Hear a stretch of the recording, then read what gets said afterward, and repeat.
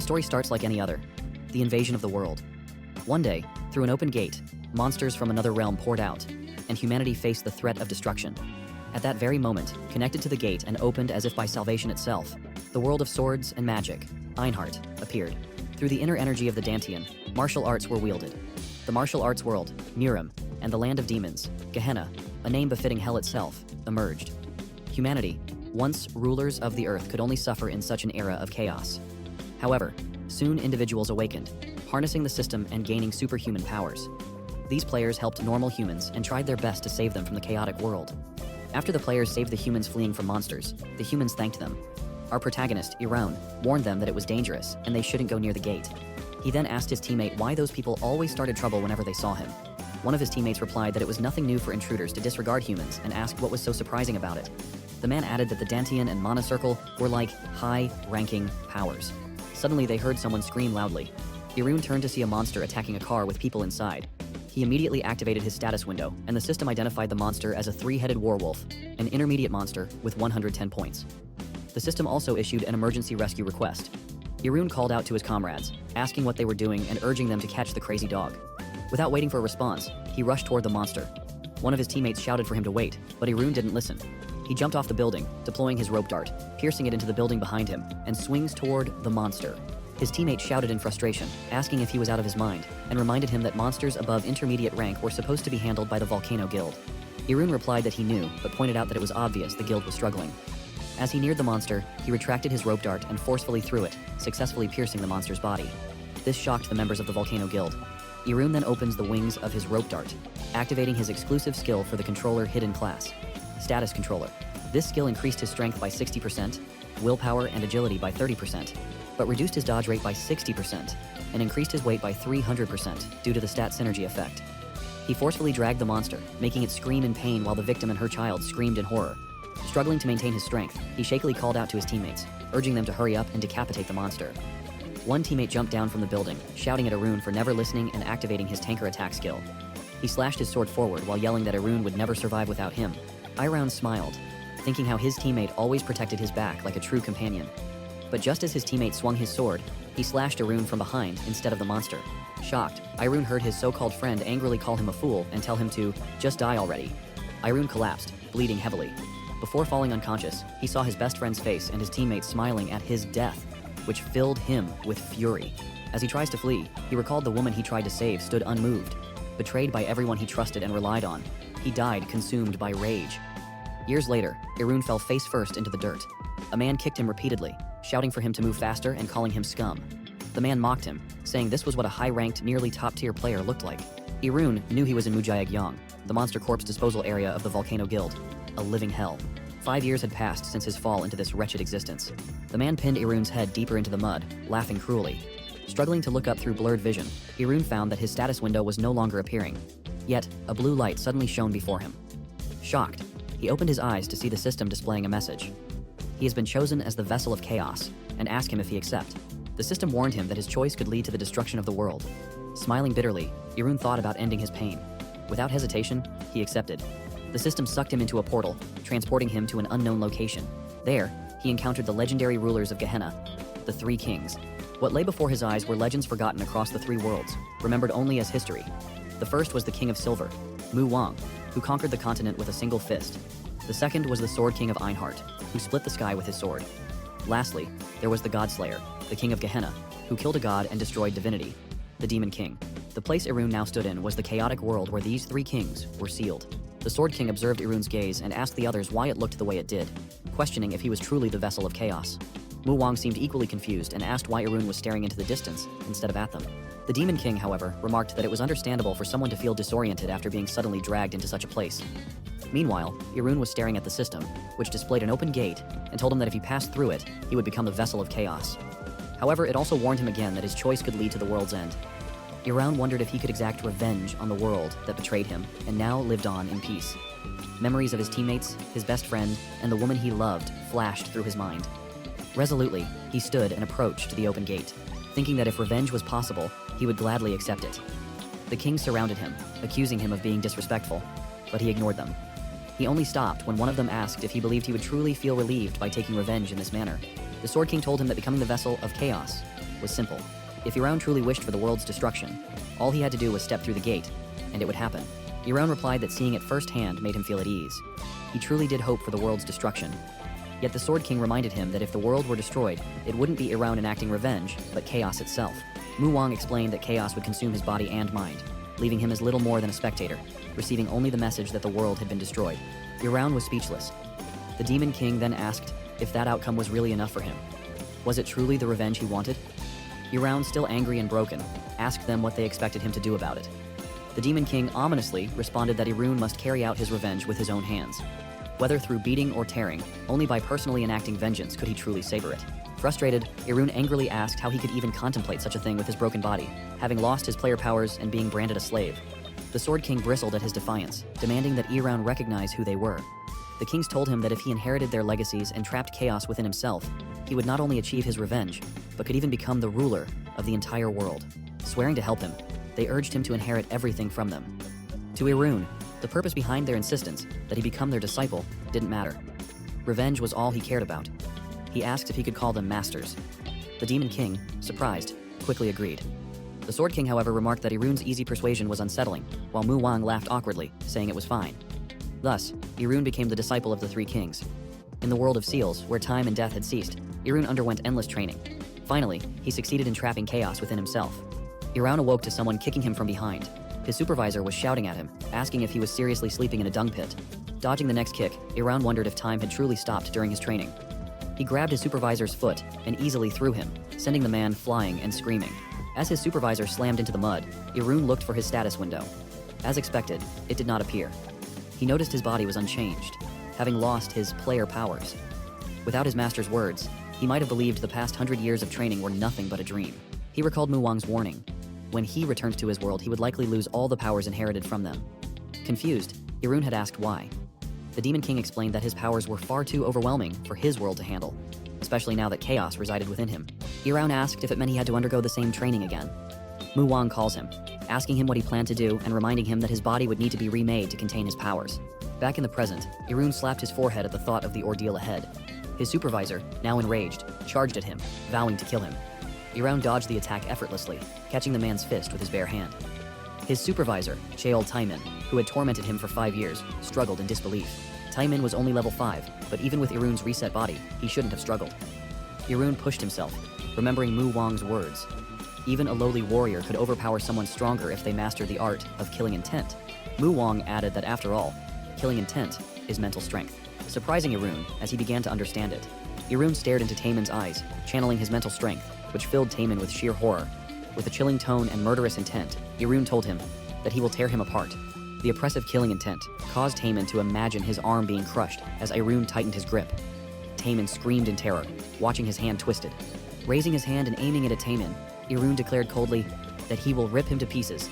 With a sharp gesture, he launched his hand forward, unleashing a terrifying projection of murderous intent. In Taimin's mind, the attack pierced through his body, leaving him screaming in pure fear, causing him to drop to the floor. The commotion drew the attention of the other slaves. Iroun understood that clumsy violence could provoke resistance, but fear, true, bone-deep fear, was a far more powerful tool. He swore to himself that from now on, whenever Taimin looked into his eyes, he would wet himself in terror. Walking past the other slaves, Iroun knew he had to act quickly before the Volcano Guild's guards discovered him. Reaching for the chain, one of the slaves asked worriedly, where he think he is going.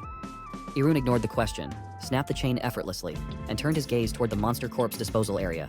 The pit below was filled with toxic fumes from the rotting monster corpses, fumes so noxious that even the administrators avoided going near them. Yet Iroun knew the true hell lay deep within that place.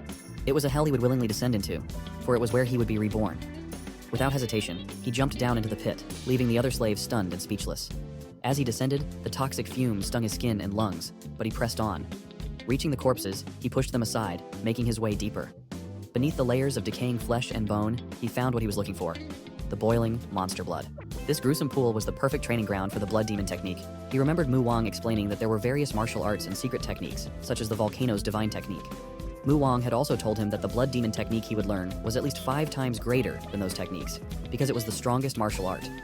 Mu Wang had further explained that its principle was simple: stealing what belongs to others and making it his. The target, Mu Wang had revealed, was blood, which had surprised him at the time. Now, he understood that the blood demon technique was a vicious form of dark magic that absorbed the life force embedded in blood to cultivate inner power.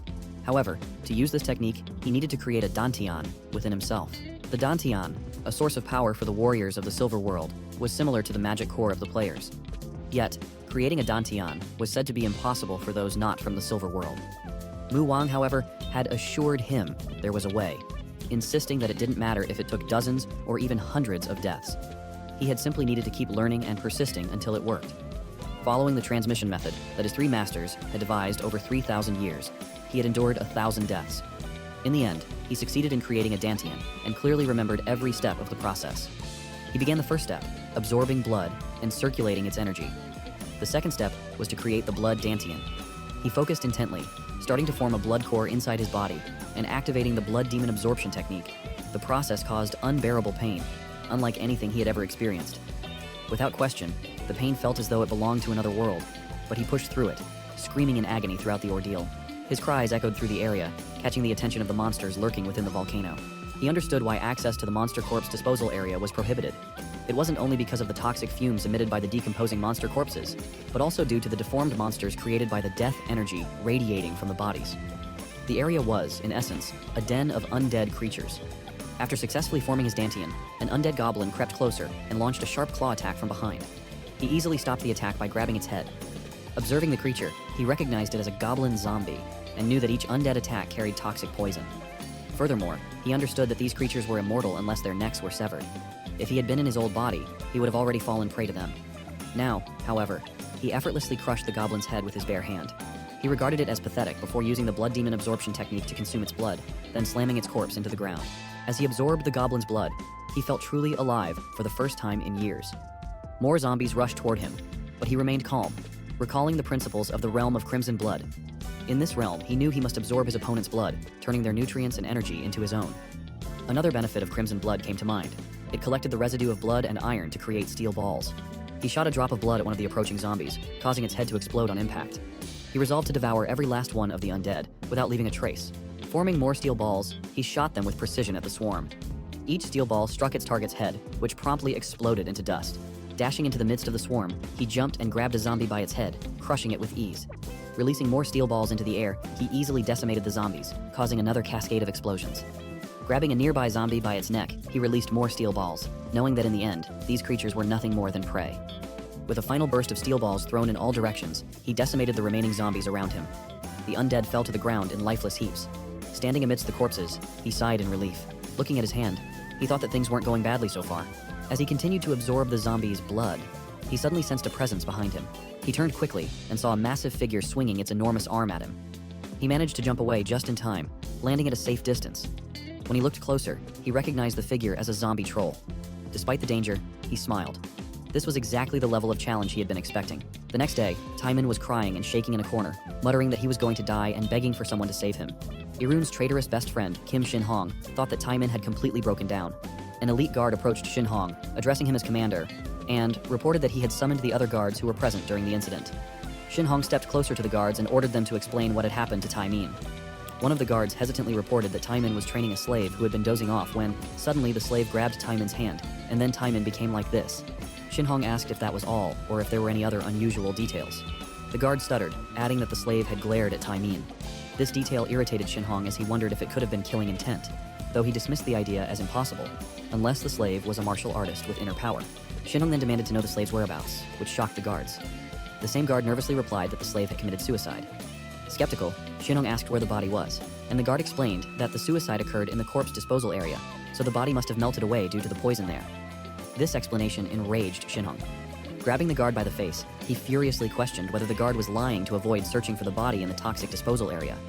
He reminded the guard why he was stationed there in the first place, to handle situations where incompetent guards were attacked by slaves, and accused them of not caring if trash like them died. Shin Hong continued, adding that he had felt the slave's imprint being destroyed naturally, yet they fabricated the suicide report without even confirming the body. He asked the guard if there was any reason he should let him live. The guard, crying and writhing in pain, stammered an apology, but Shin Hong mercilessly crushed the guard's skull. The other guard stood frozen in shock, unable to move out of fear. Shin Hong turned to them and demanded they choose. Would they end up like the man he had just killed, or would they go find the slave's body in the disposal area? Terrified, The guards immediately replied that they would search for it. Furious, Shin Hong ordered them to hurry, and they rushed toward the disposal area to begin their search. Calmly, he told his elite subordinates that those useless guards would likely die from the poison before finding the body. Once they returned, he planned to inspect their equipment and then enter the corpse disposal area himself. His subordinates acknowledged his orders, and Shin Hong, still irritated, thought to himself that Irun had managed to vex him even until the end. 2 weeks later, Irun was still deep within the disposal area, killing zombies and absorbing their blood. He realized he had nearly absorbed all the corpses and zombie monsters in the area. With this, he had reached the second stage of the blood demon absorption technique, self-blood. He noticed a tremendous poison leaking from a gap nearby and concluded that it must be coming from that direction. Shooting one of his newly created steel balls toward the source of the leak, it struck the wall, shattering the structure. He reflected on the power of the self-blood technique, which focused on the concentration and explosive release of energy. The self-blood stage provided several times more resistance to poison than the earlier blood essence stage. Without reaching this stage, he knew his body would have already melted away from the toxic environment. Despite his progress, he was aware that his time there was limited. However, he was confident that the necessary preparations were complete, and he had come to this place for a specific reason. The purpose involved the transcendental species, monsters of the highest danger level, creatures that should never be faced. Among these species, the most renowned and noble were dragons. Once, a dragon had escaped through a gate. The serpent dragon, Algolas, was a resurrected dragon filled with rage. Many players risked their lives to face it, and miraculously, they succeeded in slaying the beast. Naturally, the world was thrown into chaos, and what garnered the most attention was the value of its corpse. Algolas's blood was the finest alchemical material, and its bones could be forged into unique grade weapons. However, the dragon was tainted with poison, rage, and magic. Merely touching its corpse could cause a person's body to melt away completely. To address this, Einhardt's technology created the corpse disposal area to naturally purify the dragon's remains and employed slaves to absorb the poison. He touched Agal's bone, swearing to the Volcano Guild that he would repay all the suffering they had inflicted on him, with interest. Without hesitation, he began to use the blood demon absorption technique on Algolas's remains. 100 years ago, Mu Wang had asked him about the dragon embryo, to which he had replied yes, explaining that he planned to absorb it upon his return. Mu Wang had agreed, knowing the dragon embryo would help him recover a significant portion of his power, but warned him it would likely hurt like hell. That warning proved to be 100% accurate, as the moment he began absorbing Algolas's embryo, a surge of immense power entered his body. The pain was so overwhelming that his mind nearly blacked out. He realized that without the rigorous training he had endured with his masters, he would have fainted on the spot. Despite the agony, he felt his internal energy rapidly building up in his blood circulation. Even though the dragon had been dead for a long time, its power remained extraordinarily potent. He coughed up blood but refused to back down. The pressure was insane, and he could feel that his blood circulation was already reaching its limit, even as he compressed his inner energy with the self-blood technique.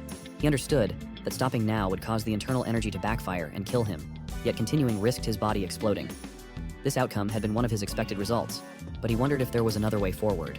He recalled the Demon King asking him what he would do if he couldn't absorb all the power. She had praised him for raising a very good question. She had explained that dragons were highly revered even in Gehenna, and, as he suspected, it might indeed be difficult for a human body to fully accept such power. However, the solution was simple. He needed to become a dragon. Confused, he had asked if that was even possible. She had been amused by his surprise, remarking that it was odd for him to doubt after having received all their essence. She had also reminded him that his goal was to reclaim the power he had once held. A dragon, she had said, was merely a step in his journey. This idea had sparked inspiration within him. Drawing upon the biological knowledge he had learned from the Demon King, Virjana, he had realized he could reconstruct his body and undergo another transformation. Convinced there was no such thing as impossible, especially for someone who had even absorbed chaos, he resolved to proceed. He resumed absorbing the dragon embryo while simultaneously transforming his body. The pain was excruciating, far worse than before. He remembered Mu Wang's words that transforming into a dragon embryo body was a powerful method. In the Silver World, those who possessed the body of a dragon were known by a special title. After hours of agony, he succeeded in consuming the dragon embryo. Algolas's bone disintegrated in the process. When he opened his eyes, they had transformed into dragon eyes, and his body radiated an intense dragon aura. He recalled Mu Wang telling him the name of this state. It was the dragon bone body. Meanwhile, Shin Hong and his team entered the disposal area, shocked by what they saw. All the corpses and poison had vanished. Shin Hong, aware that even a guardian-level mana user couldn't achieve such a feat, felt a rising panic as he wondered what could have caused it. The thought of Algolas's corpse suddenly struck him, and he frantically wondered what had happened to it. He immediately ordered his elite guard to report to the guild that all the poison in the corpse disposal area had disappeared. The guard acknowledged the command and began running out of the area to deliver the message. Before the elite could make it far, a black ball came hurtling toward him.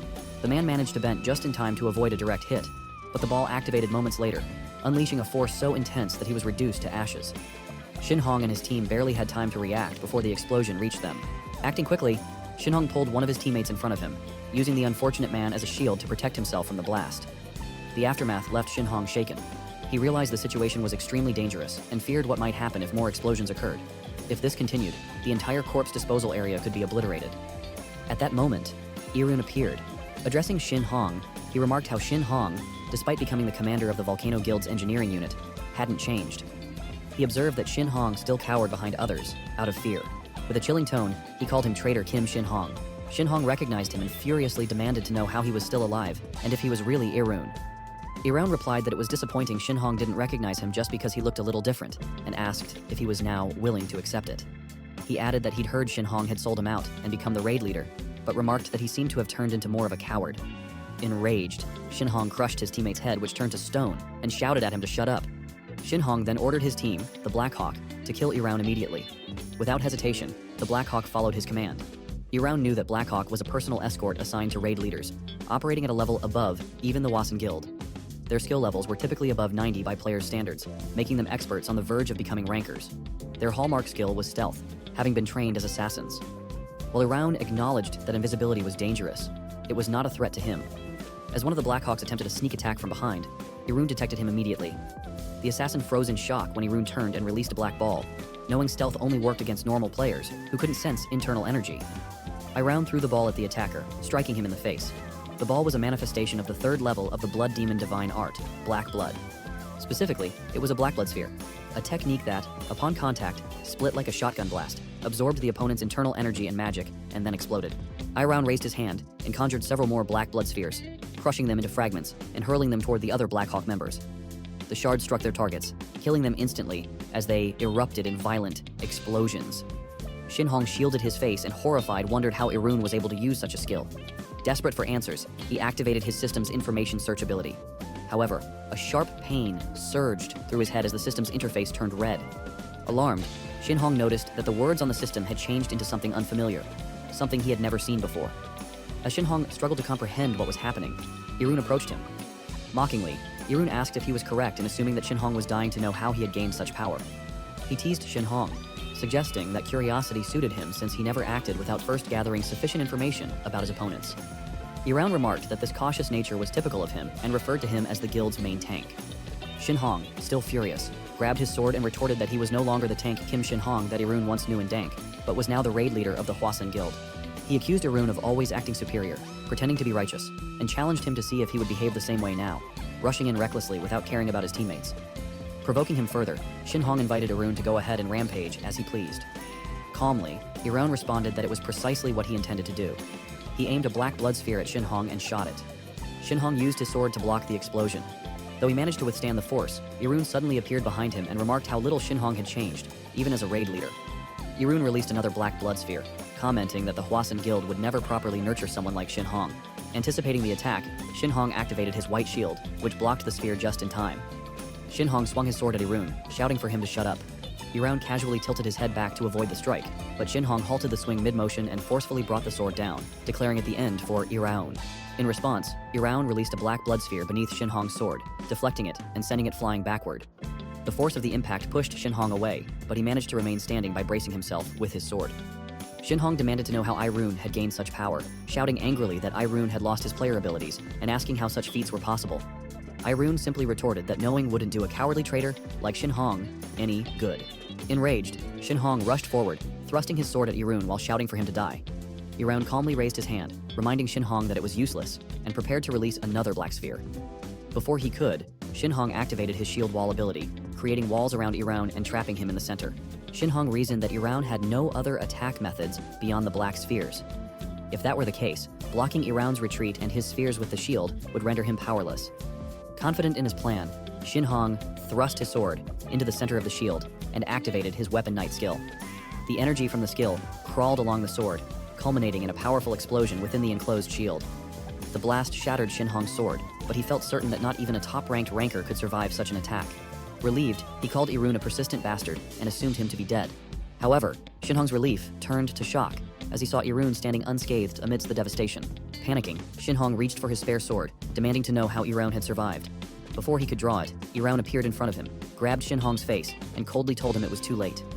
Dragging Shin Hong to the ground, Irun seemed confused by how easy it was, wondering aloud if this was all Shin Hong had to offer. Chaos, a being that thrives on the destruction of worlds, transcends time and space, wandering through dimensions in search of a vessel worthy of its power. The worlds upon which chaos descends are consumed as its nourishment, and ultimately meet their demise. For over 100 years, Irun had trained relentlessly to seal that chaos. After centuries of training with his masters, Irun had finally crossed the threshold and was prepared to become Chaos's vessel. Mu Wang remarked to the other kings that he had done all he could. The Demon King and Sword King agreed, adding that if this failed, there was nothing more they could do.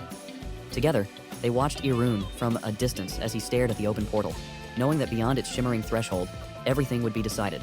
Before he stepped through, Mu Wang called out to him, asking for his name. Irun turned, raising an eyebrow at the odd question.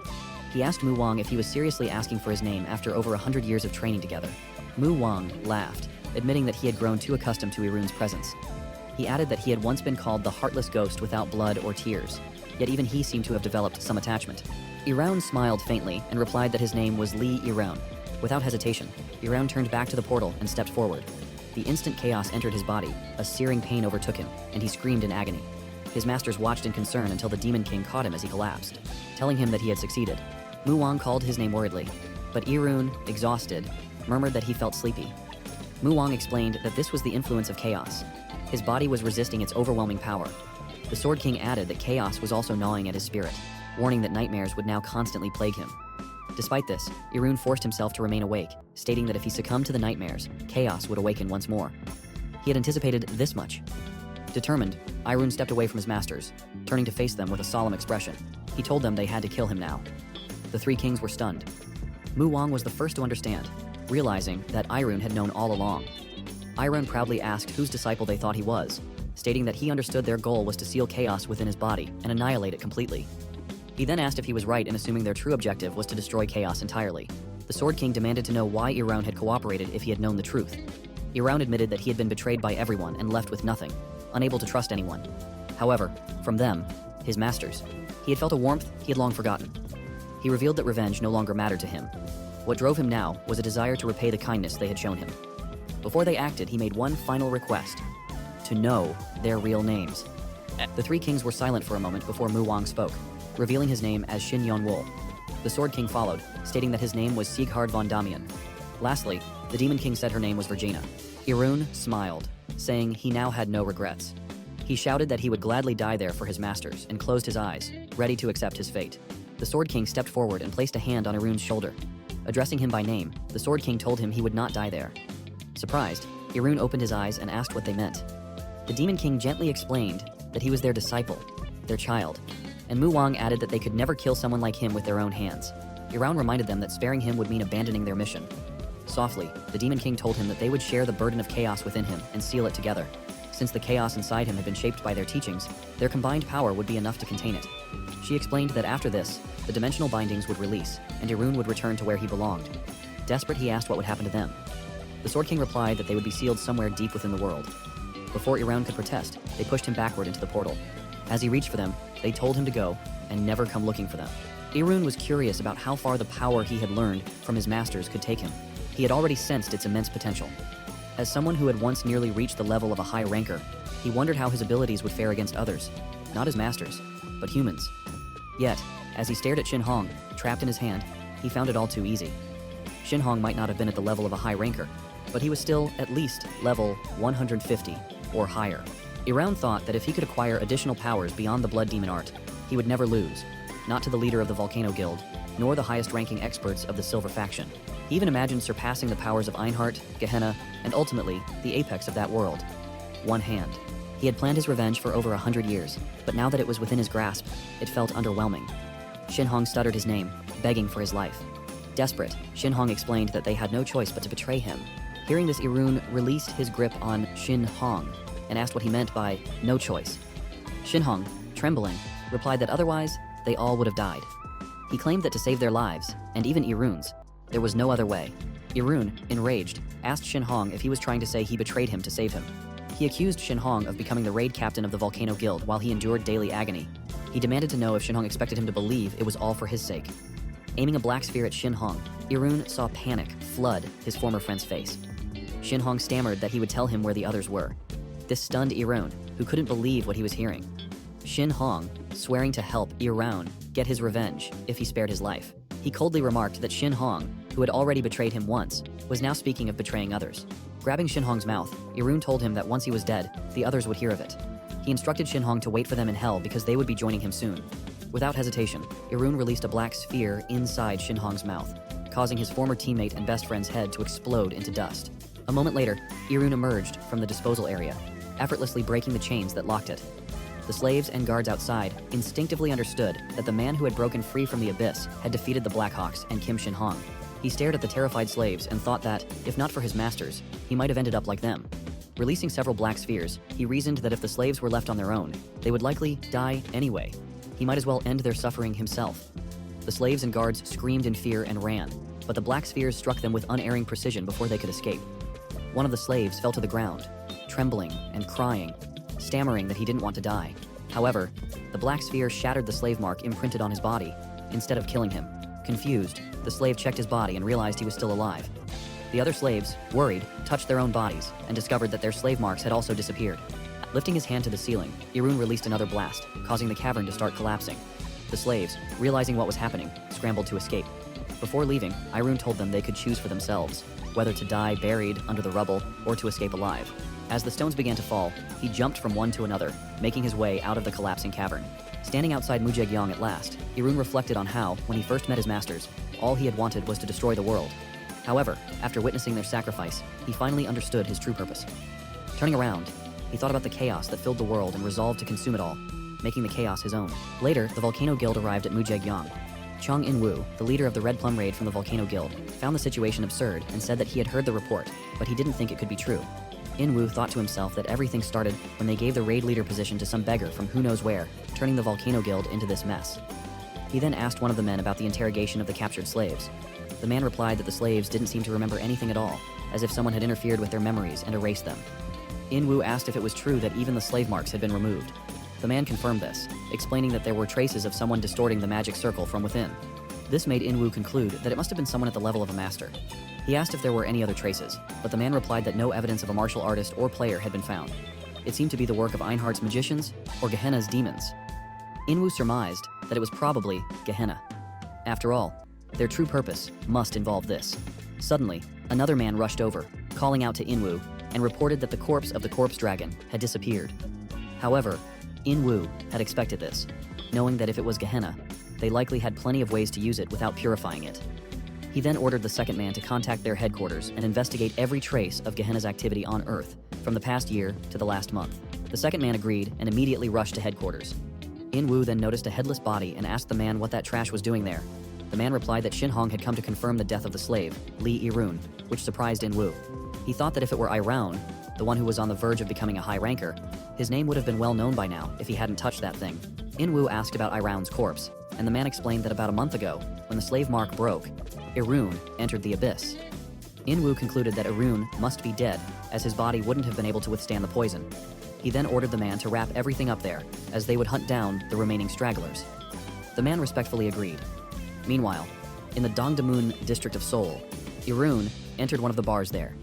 He overheard a man saying that it seemed the Volcano Guild's corpse disposal site had been attacked. This surprised the others, who asked who would be crazy enough to attack such a place. A woman responded that rumors said it was Gehenna's doing, and that it looked like they were after the corpse of the corpse dragon. She added that it seemed the truce was ending, which the others agreed with, knowing that Gehenna had interfered with the Volcano Guild.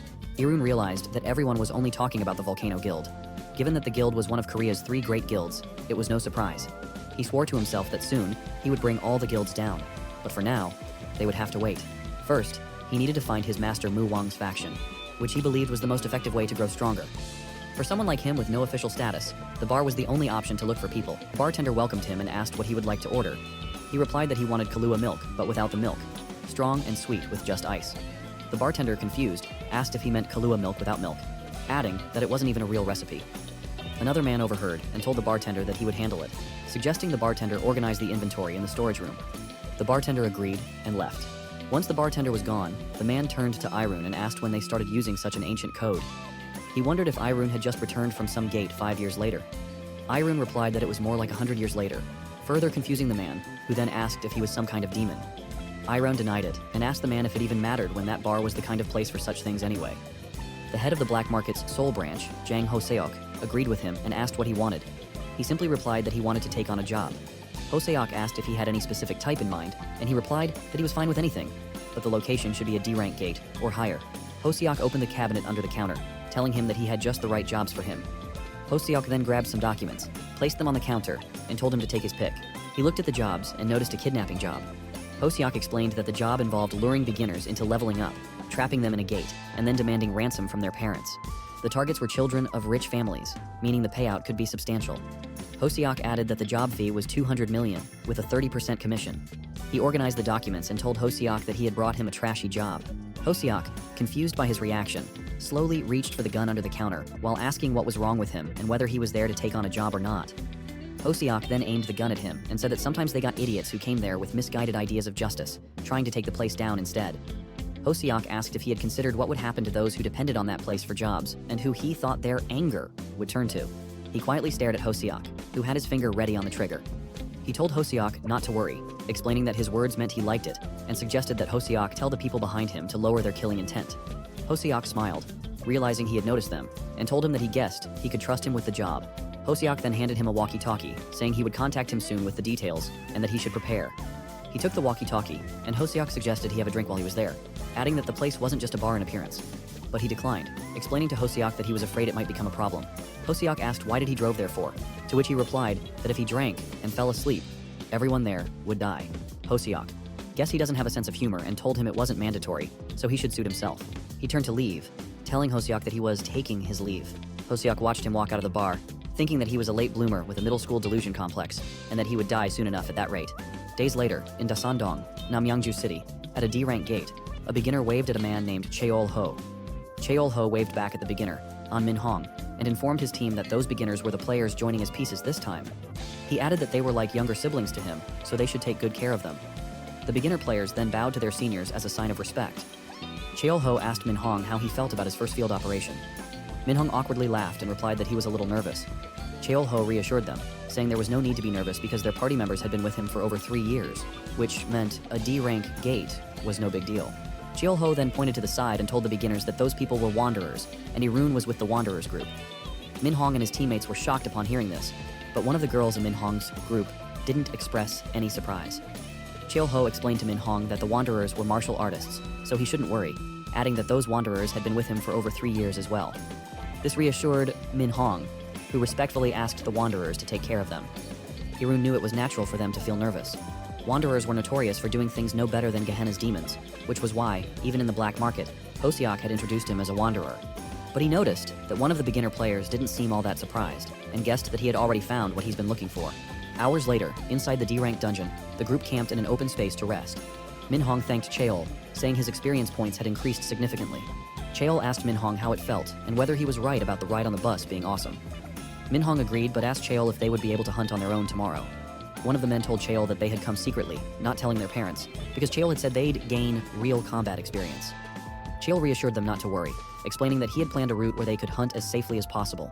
He placed a hand on Min Hong's shoulder and, laughing, told him that the next day they would finally get to taste some action, so they should rest up properly for now. Min Hong agreed and told Cheol they trusted him.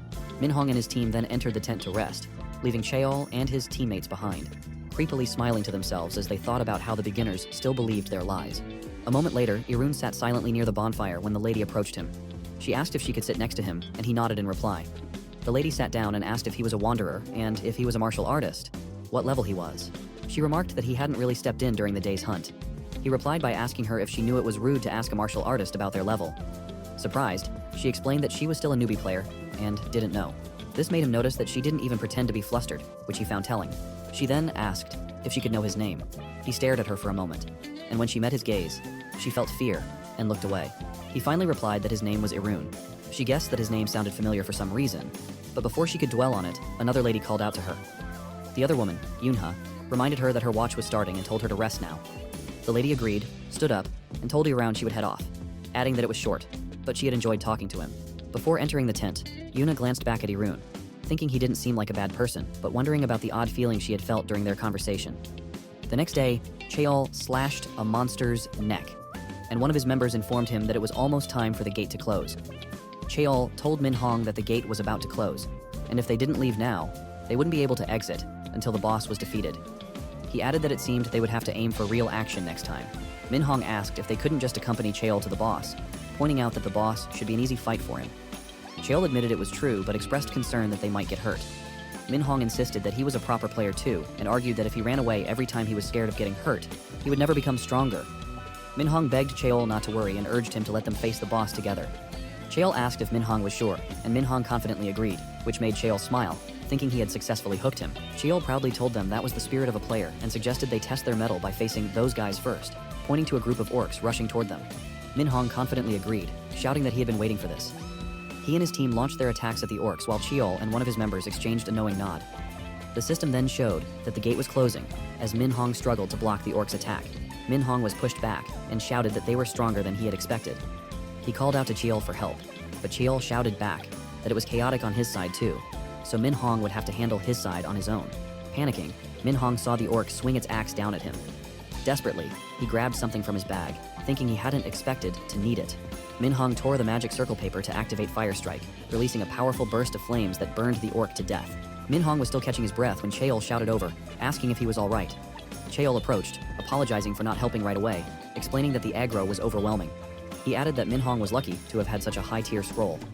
Minhong explained that his father had told him to use it only in extremely dangerous situations, as it was a one-time use item. Cheol asked if that meant Minhong didn't have any more items like it. Minhong confirmed this, saying it had been a very expensive item. Cheol then pulled out a scroll and aimed it at Minhong, saying it was a relief. Confused, Minhong asked what he meant. Suddenly, Cheol used the scroll to bind Minhong. Trapped, Minhong shouted, asking Cheol what he was doing. He was even more shocked to see that his teammates were also bound. Cheol creepily thanked Minhong for falling into their trap. Laughing nervously, Minhong told Cheol to stop joking around and untie him, but Cheol slapped him hard across the face. He sneered, asking if Minhong thought it was all a joke, just because his parents were rich. He added that it seemed he needed to make Minhong understand, so he suggested they start by cutting off one of his ears. Minhong panicked and stammered, pleading for Cheol to wait. Cheol froze when he heard a slash and turned to see Yunha slaying one of his members. Shocked, Cheol barely managed to block her sword in time. He shouted, asking how she had broken the magic restraints. Yuna calmly released her sword aura and asked him what he thought she should do. Cheol realized she was a martial artist. She swung her sword at him with force, knocking him back. Yet Cheol figured out that her martial artist status was why the magic restraint hadn't worked on her, but he couldn't believe it. His information search skill had indicated she was a player. Yuna pointed out that Cheol didn't look like a second-rate D-rank player either, and asked if he was a first-rank C-rank. The Wanderer stepped forward, telling Cheol to step back, as martial artists should handle each other. The Wanderer approached Yunha and commented that, judging by her sword aura, she was at the pinnacle like him, and her spirit was impressive. However, he asked if she could take on all of them. They surrounded her. She observed that her opponents included a pinnacle martial artist and 3 C-ranks, realizing the odds weren't in her favor. The Wanderer launched his sword at her, shouting that if she didn't attack first, he would make the first move. Fortunately, she managed to block in time and forcefully deflected his sword with her own. The Wanderer teasingly asked what she was doing, and if she planned to stay on the defensive forever. Struggling to block his attacks, Yuna angrily pushed him back, shouting for him not to underestimate her. She launched forward, swinging her sword at him repeatedly. The Wanderer blocked all her attacks, but was surprised by her strength. However, Yunha was also surprised when another man appeared behind her, ready to punch her. She quickly jumped away to avoid his attack, frustrated to realize that handling just one pinnacle Wanderer was already difficult enough. Cheol shouted at Irun, asking what he was doing since he hadn't hunted monsters the entire time. Cheol told Irun that if he wanted to get paid, he should catch the woman already. Irun remained silent for a moment before casually walking toward Yunha. As he approached, Yunha cursed to herself, remembering that ever since yesterday, even meeting his gaze had felt intimidating. She wondered who the hell he really was. She felt a strong killing intent from him, a feeling she thought she recognized but couldn't believe. He stared at her in silence, recalling his master Mu Wang's words that he was the master of the divine demon cult. Irun had responded to Mu Wang that he had heard of the demon cult, but asked what the divine demon cult was. Mu Wang had replied that the roots of the demon cult lay in the divine demon cult. Irun had then asked Mu Wang if the demon cult wasn't the sworn enemy of all factions, known for disrupting and overthrowing the world. Mu Wang had asked him in return if that was how he saw him, to which Irun had clarified that wasn't what he meant. Mu Wang explained that after he left, the Martial Alliance had spread propaganda as they pleased. portraying the cult as evil. In truth, they were just simple and pitiful beings. Mu Wang had added that when Irun returned, he should take good care of them. Irun's thoughts returned to the present as he recognized that even if Yunha could fool others, she couldn't fool his eyes. Her power was undoubtedly rooted in demonic cultivation. He remembered a slave once telling him that remnants of the demon cult could be found in the black market, where they rescued kidnapped people and recruited them into their faith. The slave had confessed that he had been caught in human trafficking and ended up learning about it firsthand. At the time, Irun had dismissed it as nonsense, but now he realized how useful that information was. The Wanderer broke his thoughts, asking what he was staring at and whether he planned to attack. Irun responded by telling the Wanderer to shut up, shocking Cheol and prompting the Wanderer to ask what he had just said. Irun asked the Wanderer if he was deaf and repeated that his breath reeked, so he should shut up. Yunha was just as confused as Cheol. The Wanderer turned to Cheol and asked what was wrong with Irun. Cheol replied that he wasn't exactly sure, explaining that he had simply hired Irun from the black market to clean things up if the situation went south. The Wanderer then asked if that meant it wouldn't matter if he killed Irun. Without waiting for a response, the Wanderer slashed Irun, only to be shocked when his sword shattered upon impact with the black spheres in Irun's hand. The Wanderer couldn't believe his aura-imbued sword had been cut down so easily and realized that Irun was a master far beyond his level. The thought crossed his mind that could Irun be at the transcendent level. Cheol's teammate rushed forward, shouting in panic, asking what was wrong with Irun and ordering everyone to attack all at once. Irun calmly reminded them that the gate was closed, meaning killing everyone wouldn't matter anymore. The Wanderer tried to stop them, but Irun said it was too late and unleashed his black spheres, piercing their bodies. The spheres absorbed their internal energy as the Wanderer concluded that Irun was at least a supreme master. Moments later, the black spheres exploded, and Irun watched with a blank face as their bodies disappeared. He turned his gaze to Heol, who was stuttering in fear. Irun asked if Heol really had the leisure to focus on him alone. Heol froze, suddenly feeling Yunha behind him, but it was too late. Yunha swung her sword, decapitating Cheol in one strike. His head hit the ground with a dull thud, followed by his lifeless body. Irun stared at Yuna, who was catching her breath in exhaustion, and asked if it was his turn now. She sheathed her sword, replying that there was no way she could fight him, and she wasn't foolish enough to try, knowing she'd die. He reminded her that he had been part of Cheol's party just moments ago, but she countered by pointing out that he had wiped them all out himself. She told him not to pretend they were on the same side and guessed that he must have a goal. Whatever his goal was, she offered to help him, asking if he would spare her if she did. He asked her back, what if he wants her life? She was surprised but calmly replied that if he wanted her life, he would have taken it already. He realized she was sharp. Before they could speak further, a loud growl interrupted them. They turned to see a massive monster approaching. Irun calmly asked if it was the gate boss and reminded her that she said she'd help. He told her to handle the monster and get them out of there, confusing her further. Nonetheless, she replied, yes, and rushed to fight the boss. A moment later, they emerged from the dungeon. Min Hong collapsed to his knees, unable to believe they were outside. He and his team were shaking with fear but furious over Cheol's betrayal. Yunha told Min Hong that she guessed she had let Cheol off too easily. Recognizing her, Min Hong and his team thanked her for saving their lives. He then asked why she had hidden the fact that she was a martial artist and joined their newbie party. She pointed to a man in a suit and told Min Hong that he would explain. The man approached and told them to get in the car, promising to escort them home and explain on the way. They agreed and drove off with the man. Yuna turned back to Irun and asked how she could help him now. Irun replied that he wanted to ask her one thing first. She asked what it was, and he questioned whether she was from the Heavenly Sect or the Blood Sect. Shocked, she stammered, asking what he meant by that. He asked again if she wasn't a demon cult member and assured her he had no intention of reporting her to the Martial Alliance. Her expression hardened, and she furiously glared at him, asking if he was part of the cult. He noticed her sudden change in demeanor and asked if that meant she would allow him to act that way toward her if he were a cult member. She demanded he answer, repeatedly asking if he was part of the cult. He simply reminded her that he had asked first. Suddenly, men in suits surrounded him, swords aimed at his neck. He remained calm, telling her this was her last chance to answer. He asked her again if she was from the Heavenly Sect or the Blood Sect. The men couldn't believe the overwhelming pressure radiating from Irun, wondering if he was a monster. Yuna shouted that she was from the Blood Sect, shocking her men. She ordered them to put away their swords, explaining that Irun was her benefactor. The men hesitated, reminding her that he knew about their existence. Fearfully, she stared at them and explained that if Irun wanted, killing all of them wouldn't even be a challenge, making any threats against him meaningless. Her men, trembling, finally put their swords down. She turned to Irun and said she had answered his question, so now it was his turn to answer hers. She asked again if he was a follower of the religion. Lowering his aura, he calmly replied that, for now, they could just say he was a follower. Yuna admitted she still didn't understand what her benefactor desired, but promised to help with anything. She asked if he would tell her his goal now, or if they should go together. He replied that he would accompany her. They They entered a luxury van together. As they settled in, Yuna excused herself, explaining she needed some air. She then held her face, which stretched like silicone, and slowly removed it. Confused, Irun realized she was peeling off an infinite mask. After removing it, she took off the hair tie holding her hair, revealing an even more striking and enhanced beauty. He remarked that she was quite beautiful, and she thanked him, asking if he was showing his real face. He replied that it had changed a bit from before. She asked if Irun was his real name, and when he simply said yes, she was surprised. He added that it was now his turn to ask questions. Referring to her party members, like An Min Hong, he noted that they seemed clueless about her identity. He then asked if the promise to take them home was a lie. He added that, judging by her infinite mask worth billions and the limousine, it was clear money wasn't an issue for her.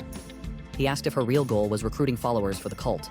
She admitted that he was correct, explaining that her original plan had been to build rapport and gradually recruit them, but Cheol had messed things up.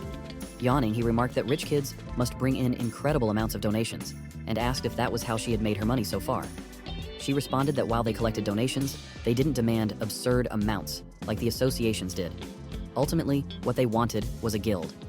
She explained that joining the cult came with the condition of helping establish a guild, so it wasn't exactly a losing deal for players. He guessed that guilds were essential for players who couldn't progress without leveling up. She then turned the question back to him, asking what martial arts technique he had used at the gate. He noted how aggressive she was for jumping straight to identifying his technique. She explained that she had shared the cult's secret, so she deserved to know at least that much. He replied that he couldn't use his martial arts for now, shocking her. She found it hard to believe, considering he had destroyed a pinnacle martial artist's head. He calmly explained that it was like a version of Tanji Gong, asking if she even considered that martial arts. He then shifted the topic, asking what the cult was doing in Huxi. She asked if he meant the special commissions, and explained that they took commissions in Huxi to gain experience for their followers. He asked if that included things like kidnapping or murder. She shouted that their cult should not be lumped in with such scum, explaining that they only hunted red players or infamous rogues. He asked if recruiting followers was also a goal. She calmly replied that he was correct. Irun thought they weren't as bad as Muwang had described. In fact, the Hwasun Guild felt more like a villainous group to him. Yuna then hesitated before asking one last question. Was he the infamous comrade killer Irun? Her question triggered a strong reaction. Irun released an intense presence, and the entire limousine shook. She, along with the car, trembled in fear. She wondered why her body wouldn't move. Even though she was at the pinnacle herself, she felt that his presence was like that person. A demonic man, she remembered. He calmed himself after seeing her reaction, which allowed her to catch her breath. She peeked at him, wondering if his display was a warning. The limousine stopped, and he noted they had arrived. The driver opened the door, and he ordered Yunha to lead the way. They stepped out in front of the Ganga Group building, with S-rank chairman Kang Han Cheol standing at the forefront. Irun knew the corporation was massively influential across South Korea and Asia. He couldn't believe the Ganga building was the headquarters of the blood cult. Yuna asked if he would go in, and he asked if she would let him go if he said no. She replied that if he wanted to enter, he would go in regardless. He told her that even if he didn't, they would keep chasing him. Eventually, he would be hunted by both the Hwasun Guild and the blood cult, which shocked her, confirming in her mind that he truly was the Irun. He added that if he kidnapped her, perhaps the pursuit would lessen. Worried, she told him not to joke about such things, especially there, as bringing him there was a gamble for her too. Suddenly, a voice called him an insolent wretch. They turned to see Han Cheol rushing toward them in anger. Furiously, Han Cheol demanded to know if Irun had dared threaten the lady. Han Cheol dashed forward, shouting for Irun to prepare himself. Yuna called Han Cheol her grandfather and tried to stop him, but it was too late. Han Cheol launched a powerful punch at Irun, causing a loud explosion. However, Han Cheol was stunned to see Irun calmly block his punch with his bare hand. Irun asked in an unbothered tone if this was how the blood cult treated their benefactors. Later, they were inside the Ganga Group headquarters, seated in front of a table laden with delicious meals. Han Cheol, laughing, admitted that he had been mistaken and told Irun to eat his fill. Irun silently stared at the food, which Han Cheol noticed. He assured Irun not to worry, because the food wasn't poisoned. Irun smiled at the comment and began eating, explaining that poison didn't work on him and that it had simply been a long time since he'd had a proper meal. Han Cheol, cutting his steak, responded that if that was the case, Irun should eat as much as he wanted. As Han Cheol observed him, he recalled the information he'd gathered in a short time. According to reports, Irun was a so-called companion killer named Lee Irun, enslaved by the Volcano Guild and declared dead recently. However, Han Cheol noted that Irun's appearance was entirely different from what was reported. Even more curious was the energy Han Cheol had felt when Irun blocked his attack earlier. It was clearly internal power, not the strength of a typical player. This left Han Cheol wondering about Irun's true identity. While Han Cheol suspected that Irun's internal energy level wasn't higher than his own, he found Irun's relaxed attitude unnerving. Han Cheol finally spoke, acknowledging that Irun had come because Yunha owed him a favor and had promised to grant him a wish. He encouraged Irun to state what he wanted, assuring him that anything within his power would be granted, but only if Iraun made one promise beforehand. Iraun guessed that Hancheol wanted him to join the blood sect. Hancheol confirmed this, adding that Iraun seemed to know a lot about their sect and asking how he'd come by that information. Hancheol then mentioned that he'd never heard of the companion killer, Li Iraun, being a member of their sect. Hearing this, Iraun grew angry and demanded to know if Hancheol had been researching him. Hancheol explained that he couldn't allow someone into the sect's base without knowing anything about them, a statement that heightened the tension in the room. Yuna felt the strain in the air between them. Hancheol asked if Iraun had heard about the sect while working at the Volcano Guild's monster disposal site. Iraun replied, "Close." Hancheol then inquired if Iraun had asked about the Heavenly Sect and the Blood Sect, and, if so, which side he was on. Iraun replied that, for now, he supposed they could say the Blood Sect. Hancheol pressed him on what he meant by "for now," but Iraun simply said he'd explain the details later. Hancheol agreed to officially make Iraun a sect member, but was surprised when Iraun declared he had no intention of serving under Hancheol. Instead, Iraun suggested that Hancheol should serve under him. Infuriated, Hancheol called him arrogant. He released a powerful aura that shook the entire building and demanded if Iraun realized what he was saying. Iraun, unbothered, calmly replied, "Of course." When Una tried to intervene, Iraun addressed Hancheol directly, ordering him to hand over the position of Blood Demon. This enraged Hancheol further. Slamming his fist on the table, he shattered it into pieces, but Iraun remained seated and unfazed. Hancheol warned him that he had crossed the line. When Unha attempted to calm her grandfather, Hancheol shouted at her to stay back, leaving her hesitant. He reminded her of the punishment for daring to speak of the Blood Demon's name and told her even she couldn't protect Iraun. Realizing the situation was dire, Iraun stood up and raised his hand. He knew that realistically, he was one level below Hancheol. Although he had progressed quickly, his body couldn't yet use martial arts effectively. Hancheol, noticing this, asked if Iraun needed a weapon and offered to provide one. Iraun declined, explaining that using a weapon would cause problems. This only frustrated Hancheol further. He called Iraun arrogant, questioning why he wouldn't even take a fighting stance. Iraun reiterated calmly that he couldn't use martial arts, which pushed Hancheol to his limit. Hancheol's aura intensified, shattering the building's glass as he shouted, accusing Iraun of mocking him. Iraun, however, maintained his composure, insisting he was serious. Hancheol declared that since Iraun needed no preparation, he should attack. Out of consideration for Yunha, Hancheol would give him 3 seconds. Iraun asked if the Blood Sect was always this honorable. Hancheol replied that they were treating him as a guest to be dealt with, not an enemy. Yuna pleaded with her grandfather to reconsider, but Hancheol ordered her to step aside. Desperate, she turned to Iraun and addressed him as an honored guest, urging him to retract his statement. Hancheol, furious, demanded to know who Iraun was to warrant such loyalty from Yunha. Even Yunha herself didn't fully understand why she was defending Iraun. She instinctively felt that he was the one who could save the Blood Sect from its crisis. Iraun, noticing this, revealed that Yunha was the priestess, an oracle serving the Blood Demon. Hancheol finally launched his attack. As his fist neared Iraun, Yunha tried to stop him, but it was too late. The resulting explosion shook the floor and could be heard outside. Yunha shielded herself from the blast, and when she looked up, was shocked to see her grandfather's flames disappearing. Realizing the flames hadn't simply vanished but were being absorbed, she and Hancheol were stunned. Iraun had absorbed Hancheol's demon flame completely. Hancheol, in disbelief, realized that the martial art Iraun had used was unmistakably the Blood Demon art. Iraun asked if Hancheol now understood, and ordered him to kneel. Overwhelmed, Hancheol knelt immediately, followed by Yunha. Both bowed before Iraun and greeted him as their master. Iraun confirmed their submission, proclaiming himself the Blood Demon, the master of the Blood Sect. Hancheol, sweating in fear, wondered how a player could know the Blood Demon arts. Iraun then asked if Hancheol could hand over the position of Blood Demon now, but Hancheol remained silent. This prompted Iraun to question why he wasn't answering. Stuttering, Hancheol explained that it was because the current Blood Demon already ruled the Blood Sect, which surprised Iraun. Iraun asked if Hancheol meant there was already a Blood Demon, to which Hancheol replied affirmatively. Iraun then questioned why Hancheol had kneeled to him if there was already a Blood Demon. Hancheol explained that the current Blood Demon's Blood Demon art was a less complete form than Iraun's. Respectfully, Hancheol added that while he couldn't fathom how Iraun had mastered the Blood Demon art, it was considered the proof of the Blood Demon's identity and the symbol of the Blood Sect. Iraun laughed, mocking Hancheol's statement. He asked if Hancheol truly believed the Blood Demon art was the proof of the Blood Demon's identity, calling it ridiculous. He then remarked that he now understood why the Blood Sect was in its current state. Hancheol, confused, looked at him as Iraun declared that the current Blood Demon was nothing more than a half-baked imposter. Harnessing the black power around him, Iraun transformed it into sharp blades aimed directly at Hancheol's head. He then asked Hancheol about his position in the Blood Sect. Hancheol replied that he was the left protector. Aware that someone of Han Cheol's rank would know such details, Irun withdrew his demon power and began explaining. He told Han Cheol that the true symbol of the blood demon was not the blood demon art. Absorbing all the demon power in the room, he revealed that it was the blood demon divine art. Han Cheol was shocked, realizing that Irun was the true blood demon. It no longer mattered how this had happened. There was no more concrete proof than the energy of the divine art. Both Han Cheol and Yuna bowed their heads even lower, shouting reverently, "Blood demon's grace, endless dark blessing." Iraun, unimpressed, asked them what that was. Han Cheol explained that it was a traditional greeting dedicated to the blood demon, passed down in the blood sect. Iraun scoffed, calling it cheesy, and ordered them to stop saying it. When Han Cheol hesitated, Irun firmly repeated the order, leaving no room for argument.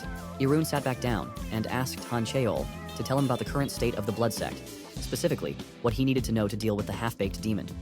Han Cheol reported that the sect was currently governed by 6 elders, as well as himself as the left protector and the right protector. However, he warned that the elders would not easily accept the emergence of a new blood demon, as the current one had ruled for over 10 years. Iraun asked what would happen if he simply killed all those who opposed him. Han Cheol responded that each elder had a specific role in managing the sect, such as investigating external affairs or expanding influence. So it was better to keep them alive, as some might prove useful. Han Cheol then offered to personally meet the elders to gauge their intentions, should Iraun command it. Iraun agreed and ordered him to proceed, which Han Cheol acknowledged before leaving the room. After Han Cheol departed, Unha remained behind. She bowed her head and shouted, "Blood demon's grace, endless dark blessing." This made Irun shout in frustration, reminding her he had told them to stop saying that. The next morning in Namyangju, at Kang Han Cheol's villa, guards patrolled the premises diligently. Inside, Yunha exhaled deeply to calm her nerves as she approached Irun's room. Knocking on the door, she heard his voice permitting her to enter. She stepped inside, kneeling in her elegant dress to greet him. Irun asked her what she was doing. Yunha explained that it was her morning greeting to the blood demon. He raised an eyebrow and asked if she had dressed up just for this. She replied that she had. Irun then ordered her not to do it again, questioning why they were making such a fuss first thing in the morning. Yuna explained that as the priestess serving the blood demon, it was her duty. Irun cut her off, stating that if he ordered her not to do it, she shouldn't. He then told her to go back to sleep. Surprised, she explained that the priestess must always wake earlier and sleep later than the blood demon. Irun sighed and told her bluntly that he couldn't sleep. Shocked, Yuna exclaimed that such a thing was unbecoming. He replied seriously, insisting he wasn't joking. He literally couldn't sleep. He repeated that she should skip the formalities, ensure she got enough rest, and stop giving morning greetings. Still, Yunha persistently told him that she, too, would follow the blood demon in sleepless training. Irun sighed and asked her why she wouldn't listen, reminding her that, as the blood demon, he commanded her to stop the morning greetings, weird formalities, and instead act as casually as they had at the gate. This shocked her even more. Stuttering, she replied, "Yes," prompting him to ask why she was glitching out. He quickly realized it must be overwhelming for her to accept that a player was now the blood demon. Yuna immediately denied being overwhelmed, but Irun dismissed her response and told her the historical drama speech style was also forbidden. She replied that she understood, and he asked if saying "okay" or "I understand" was truly that difficult for her. Hesitant at first, she eventually managed to say, "Okay." He praised her for trying, and then asked if there had been any word from Han Cheol. She replied that she hadn't heard anything yet. Irun stood up and remarked that, regardless of what happened, his role was already decided. Yuna asked what that role was, and he replied that he would take down the half-baked demon. He then asked if he was right, and assuming she understood, it was a world where the strong reigned supreme. If he proved to everyone that he was stronger than the half-baked blood demon, everything would fall into place. For that, he needed to train. He asked if there was a training hall in the villa and ordered her to lead the way. 100 years ago, Irun had asked his master, Mu Wang, when he would teach him martial arts techniques. Mu Wang had replied that it was a good question and explained that the techniques Irun would learn had been adjusted so that the three of them, his companions and him, could fully utilize their power. In other words, their individual learnings had been made to mesh seamlessly, like gears in a machine. Using abilities prematurely, before they were fully gained, or failing to completely acquire specific strengths, would hinder the use of subsequent powers. Just like forcing an incomplete gear to rotate would lead to a malfunction. Mu Wang had told him that before completing the Blood Demon Divine Art, he could not use any other weapons or arts. The Sword God had added that experiencing this limitation personally would help Irun understand better. They ordered him to try swinging a sword. Irun had taken the sword and swung it clumsily, only to accidentally slash himself, screaming in pain. Back in the present, Irun was in the villa's training room, controlling his aura and power. He thought to himself that he never wanted to experience the pain of slashing himself again. He would rather endure a full body transformation 10 times over. Still, thanks to the dragon's blood flowing through him, he had reached the final stage of the black blood. However, it was incomplete, as the blood had not yet been fully absorbed. Nevertheless, the The dragon's blood coursed through his entire body. He drew some blood out of his body, knowing that he needed to discard all unnecessary vitality so that only pure strength would remain. A powerful black blood and dark energy flowed out of him, radiating intense strength. A week later, Yuna knelt in front of the training room door, thinking to herself that it had been an entire week. She wondered what in the world Irun was doing. In her opinion, it shouldn't have been possible for Irun to train in the blood demon art in an empty training hall like this. Suddenly the door creaked open, and she gasped in shock. Irun emerged, his body now perfectly strong and radiating immense power. Irun looked down at his hands, a satisfied expression on his face. He had finally entered the final stage of the blood demon divine art. A moment later, Irun was mixing his bibimbap and eating it while Yunha sat beside him, staring at him intently. Noticing her gaze, he asked if she wanted some, but she remained silent, lost in thought. She marveled at how he had progressed so much in just a week. It was hard to believe, knowing that without pure blood and a special ritual, mastering the blood demon art was supposed to be impossible. She wondered how he had achieved this in an empty training hall. She snapped out of her thoughts when he asked if she was going to eat or not. Startled, she immediately bowed and stuttered that she would prepare the food herself next time. He told her there was no need, as he had simply thrown everything together and mixed it, reiterating that he was asking if she wanted to eat. Turning to his side, he addressed the invisible men around them, telling them he had no intention of being guarded by those weaker than him. He ordered them to drop their stealth and join him to eat. Yuna was shocked. She realized that he had noticed the Shadow Blood Squad, an elite group of guards painstakingly trained by the elders. Their stealth skills were said to rival the famed Ghostly Melody assassins of Yoon. She couldn't fathom how he had detected them so casually. Watching him call out the men and order them to hurry up and eat, she wondered at his extraordinary perception. Later, Irun returned to the training room to continue refining the blood demon divine art. He noted that true blood felt powerful, and with the black dragon's blood almost fully absorbed, he knew he needed to refine the black blood into true blood. This would perfect the purity of the true blood circulating through his blood core. After finishing his session, he left the training room, reflecting that the only thing he lacked now was time. To shorten that, he needed to seize control of the blood sect. Yuna greeted him, announcing that the meal was ready. He glanced at the dish and saw that the bibimbap was unusually orange. He commented that he thought he had told her he would handle his meals himself. She replied that she couldn't let him personally prepare food while she was there. He asked if she had added too much chili, which shocked her. She thought it made the dish taste better. Suddenly, she knelt down and shouted that she had committed a grave sin and would pay with her life. Exasperated, he shouted back, reminding her to stop doing that. Suddenly, Irun felt something unusual. He immediately looked outside the window, silent and alert. Yuna noticed his reaction and asked what was wrong. He simply replied, "They have guests." Outside the villa, the guards confronted the guest, shouting that they could not enter. The elder among them demanded to know what they meant by that. The third elder, a cold-blooded Taoist named Han Dobek, asked if the guards didn't know who he was. One of the guards replied that they recognized him. Dobek, annoyed, asked if they still refused to step aside despite knowing who he was. Releasing a strong, icy aura, he demanded an explanation. The guard responded that Left Protector Han Cheol had ordered that no one could pass without permission. Dobek swung his sword forward, releasing a sharp wave of cold ice, and stated that he knew it wasn't their fault. Out of mercy, he offered them a final warning. Pointing his sword at the guards, he ordered them to step aside, declaring he would overlook their offense if they obeyed. A cold-blooded tiger spirit loomed behind Dobek, adding to his intimidation. The guards hesitated but ultimately drew their swords, apologizing as they stood their ground. Dobek dashed forward with his sword, praising the guards for their proper attitude as followers of the blood sect. The lead guard was stunned, realizing Dobek had appeared in front of him in an instant. Dobek swung his sword, aiming for the guard, but stopped when Yunha shouted his name. He looked up to see her standing between him and the guards. Dobek loudly asked Yunha what she was doing, calling her behavior reckless. She shouted back, demanding to know what he was doing there, reminding him that Han Cheol had not granted permission for his visit. Dobek, remaining calm, called her by name and asked if she truly didn't understand Han Cheol's plot. He then shouted that Han Cheol was committing treason by dividing the blood sect they had barely managed to unify. Dobek asked how he could stand by and allow this. Yuna firmly explained that the blood demon was someone she, as the priestess, had chosen, and asked if Dobek still doubted him. Dobek retorted by asking how a former player could master the blood demon art, leaving her momentarily speechless. Dobek continued, pointing out that throughout history, there had been imposters claiming to be the blood demon. He warned that Iraun could be a spy from the Celestial clan. Even if Iraun was the real blood demon, Dobek stated, the law did not permit two suns under the same sky. At this rate, both she and Han Cheol would be charged with treason. To prevent further escalation, Dobek declared he would handle the matter himself.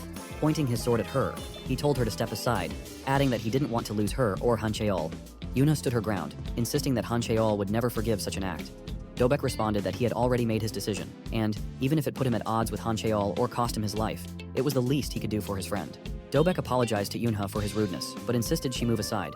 Before he could swing his sword, Han Cheol suddenly appeared, launching a furious punch that caused a strong explosion. Dobek, fortunately, managed to block it with his sword. Han Cheol addressed Dobek respectfully as Third Elder, before angrily switching to his real name. He demanded to know what Dobek thought he was doing. The elders with fire and ice magic powers stood face to face. Han Cheol, expecting this confrontation, wondered why things had escalated so quickly as he stared at his old friend. Dobek broke the silence, telling Han Cheol that the Volcano Guild was on the move, which shocked both Han Cheol and Yunha. Dobek added that the guild had found their trail. He then asked Han Cheol what he thought would happen if the existence of a new blood demon was announced now. Dobek warned that Han Cheol would be the first to be discarded, thrown to the enemies as bait. Han Cheol argued that the Volcano Guild had no reason not to oppose the blood demon. Dobek pressed him further, asking if he had considered the possibility that Iroun might be a spy. This enraged Han Cheol, who shouted that the suggestion was absurd. Releasing more of his power, Han Cheol forced Dobek to protect himself by blocking the fiery aura with his ice magic. Han Cheol angrily asked if Dobek was accusing him of failing to recognize true blood demon arts. Dobek, remaining composed, responded that Han Cheol knew as well as he did that the heavenly demon cult had spent ages researching the blood demon arts. Though unlikely, he argued, the cult could have achieved such mastery. Han Cheol shouted it was enough, but Dobek defiantly continued, declaring that even if Iroun was the true blood demon, it changed nothing. Han Cheol was stunned. Dobek elaborated that causing division within the blood sect at such a time was suicidal. Killing Iroun, he argued, was the right choice. Dobek's words further fueled Han Cheol's anger. He warned Dobek that he had crossed a line he should never have crossed. Dobek gripped his sword tightly, positioning himself, and asked Han Cheol how he could stand idly by while throwing himself into the flames. The two prepared to clash. Han Cheol vowed to sever Dobek's limbs and begged the blood demon for forgiveness, but Dobek retorted that Han Cheol might as well kill him outright. Han Cheol leapt forward, launching a flaming fist at Dobek, who swung his sword in retaliation. Before their attacks could connect, Iroun calmly ordered them to stop. Both elders froze in shock. Dobek suddenly felt an overwhelming presence behind him. Han Cheol immediately recognized the blood demon and bowed deeply, greeting Iroun with utmost respect. Sweating, Dobek turned to see Iroun and realized he hadn't even sensed his presence. Han Cheol shouted at Dobek to bow before the blood demon, but Dobek hesitated. He understood that if Iroun had aimed for his neck, he would already be dead. Looking closely, Dobek noticed Iroun's crimson hair and scarlet eyes, unmistakable proof of blood demon arts. At last, Dobek acknowledged Iroun as the blood demon, sheathed his sword, and greeted him with deference. Iroun told Han Cheol to stop prostrating, saying he didn't like it. He asked Han Cheol why he had been cutting off the limbs of his sect members when the blood sect was already crumbling. Han Cheol stuttered an apology. Turning to Dobek, who had stepped back in fear, Iroun asked if Dobek had come to kill him, spare him if he met his standards, or kill him if he didn't. Dobek hesitated, seeing Iroun's blood-colored eyes, but managed to reply that he had. He explained that the blood sect already served a blood demon, and the emergence of a new one would destabilize the sect, which was only now beginning to stabilize. Smiling, Iroun praised Dobek for his courage, saying it was fitting for a senior elder. He asked Dobek for his verdict. Did Iroun meet his standards? Dobek, still trembling, said proof was needed. Iroun thought for a moment, then extracted a drop of his own blood, asking if it sufficed. Dobek stared at the floating drop, horrified by the overwhelming blood demon energy it radiated. Realizing the truth, Dobek immediately knelt, addressing Iroun as the true blood demon. Dobek, overcome with guilt, grabbed his sword and declared that he would sever his right arm to atone for doubting the blood demon. As he raised the sword, Iroun casually shot a blood bullet, knocking it away. Dobek's sword pierced the ground behind him as Iroun reminded him that he had told them not to cut off their limbs, and that they never listened. A moment later, Yunha, Dobek, and Han Cheol were kneeling. Iroun sat on the sofa, visibly frustrated, and told them to sit there instead. Han Cheol replied that they couldn't possibly sit on the same level as the blood demon. Iroun, exasperated, let them do as they pleased. Han Cheol studied Iroun closely, recalling the power he had felt earlier. In just over a week, Iroun had grown even stronger. Han Cheol asked if it was possible that Iroun had reached the transcendent stage. Iroun replied that he hadn't yet. Han Cheol optimistically noted that at this rate, Iroun would soon reach transcendence. Dobek, however, pointed out that the current blood demon had already reached the transcendent stage, as had the first elder, who was closest to him. Among the remaining elders, Dobek added, none would switch sides to support a new blood demon. Yuna interjected, saying there was only one solution. Since Iroun was progressing faster than expected, he needed to quickly reach transcendence and personally defeat the current blood demon. If he did so, even the elders would have no choice but to accept him as the new blood demon. Iroun asked how long it would take to reach transcendence, admitting he wasn't even sure he could achieve it. Yunha was taken aback. Iroun then asked if they thought the sect would simply sit back and wait. Turning to Dobek, He pointed out that by now, his existence must already be known to the Blood Sect, which explained why they were hurrying to act against him. Han Cheol slammed his head to the floor in a hard bow, shouting his apologies. He explained that he had thought the Fourth Elder might be open to switching sides, given his tendencies, but it turned out the Fourth Elder had already aligned himself with the current Blood Demon. Iraun told Han Cheol to stop groveling over trivial matters and declared that since things had come to this, they should act. He stood and told them it was time to take down the current Blood Demon. Passing through the gate transported them to an unknown land filled with monsters, while passing through a dungeon led to another world. The world first learned of the dungeon's existence when gate breaks occurred everywhere, threatening to destroy civilization. Humanity was saved by humans from another world, though superhuman players later began appearing among Earth's inhabitants. However, these players couldn't compare to the residents of invaded worlds who had fought mysterious beings for countless ages. In the end, the world endured their intervention. Yoon controlled the Asian region, while Einhart dominated the Western territories. These forces divided the world, exercising their influence. Yoon, which came to dominate most of South Korea's land, ensured that the Blood Sect concealed its entrance thoroughly from their watchful eyes. Iraun asked if the entrance was supposed to blend into existing structures, pointing to a door by the banks of the Bukhan River, and questioned if it had always been there. Yuna replied that she thought the Blood Demon's fortress door shouldn't look too ordinary, so she had added some flair. Iraun asked if she was even trying to hide it. Yuna confidently explained that reaching that location meant bypassing all of the Blood Sect's traps and magical barriers, so there was no longer any need to hide it. She proudly declared that among Yoon's inhabitants, Iraun was the only one who had made it that far. Yuna then asked if this was his first time in Yoon's world. To her surprise, Iraun replied that he had been there once before. Impressed, she told him she had expected nothing less, as he had been exceptional even as a player. Iraun cryptically replied that perhaps if he'd lived like everyone else, things wouldn't have turned out this way, leaving her confused. He told her not to mind it and ordered her to open the door, which she immediately did. Yuna placed her hand on the gate, releasing her demon power to unlock it. The group watched in silence as she worked. Eventually, she succeeded in opening the gate and welcomed him into the Blood Demon's fortress. Iraun stepped through and was shocked by the sight of the super poor, destroyed place. Disappointed, he remarked that although he'd heard things were in decline, he hadn't expected it to be this bad. Dobek lowered his head in embarrassment and Han Cheol apologized for the state of the fortress. Iraun turned to Yoonha and asked what could possibly have caused such a state. Yoonha explained that Yoon's world was a fragment of a destroyed world. To sustain it, nourishment was required. Resources like magic stones, from monsters, or gate cores. She began to elaborate on how the fortress was massive, even compared to other parts of Yoon's world. But Iraun cut her off, pointing out that the sheer scale meant it consumed far more nourishment. He added that this explained the sect's desperation to recruit followers, which she sadly confirmed. Iraun asked why the Kangha Guild, being a large corporation, hadn't focused more on collecting magic stones. Han Cheol explained that drawing too much attention could endanger the sect. If a guild like Volcano discovered the Blood Demon's fortress entrance in its current state, it would be impossible to guarantee the future. Yuna added that while that was one reason, the elders had also prohibited hunting gate monsters. Iraun, incredulous, asked what kind of nonsense that was. Yuna explained that the elders claimed it violated the laws for the Great Blood Demon's followers to hunt mere beasts.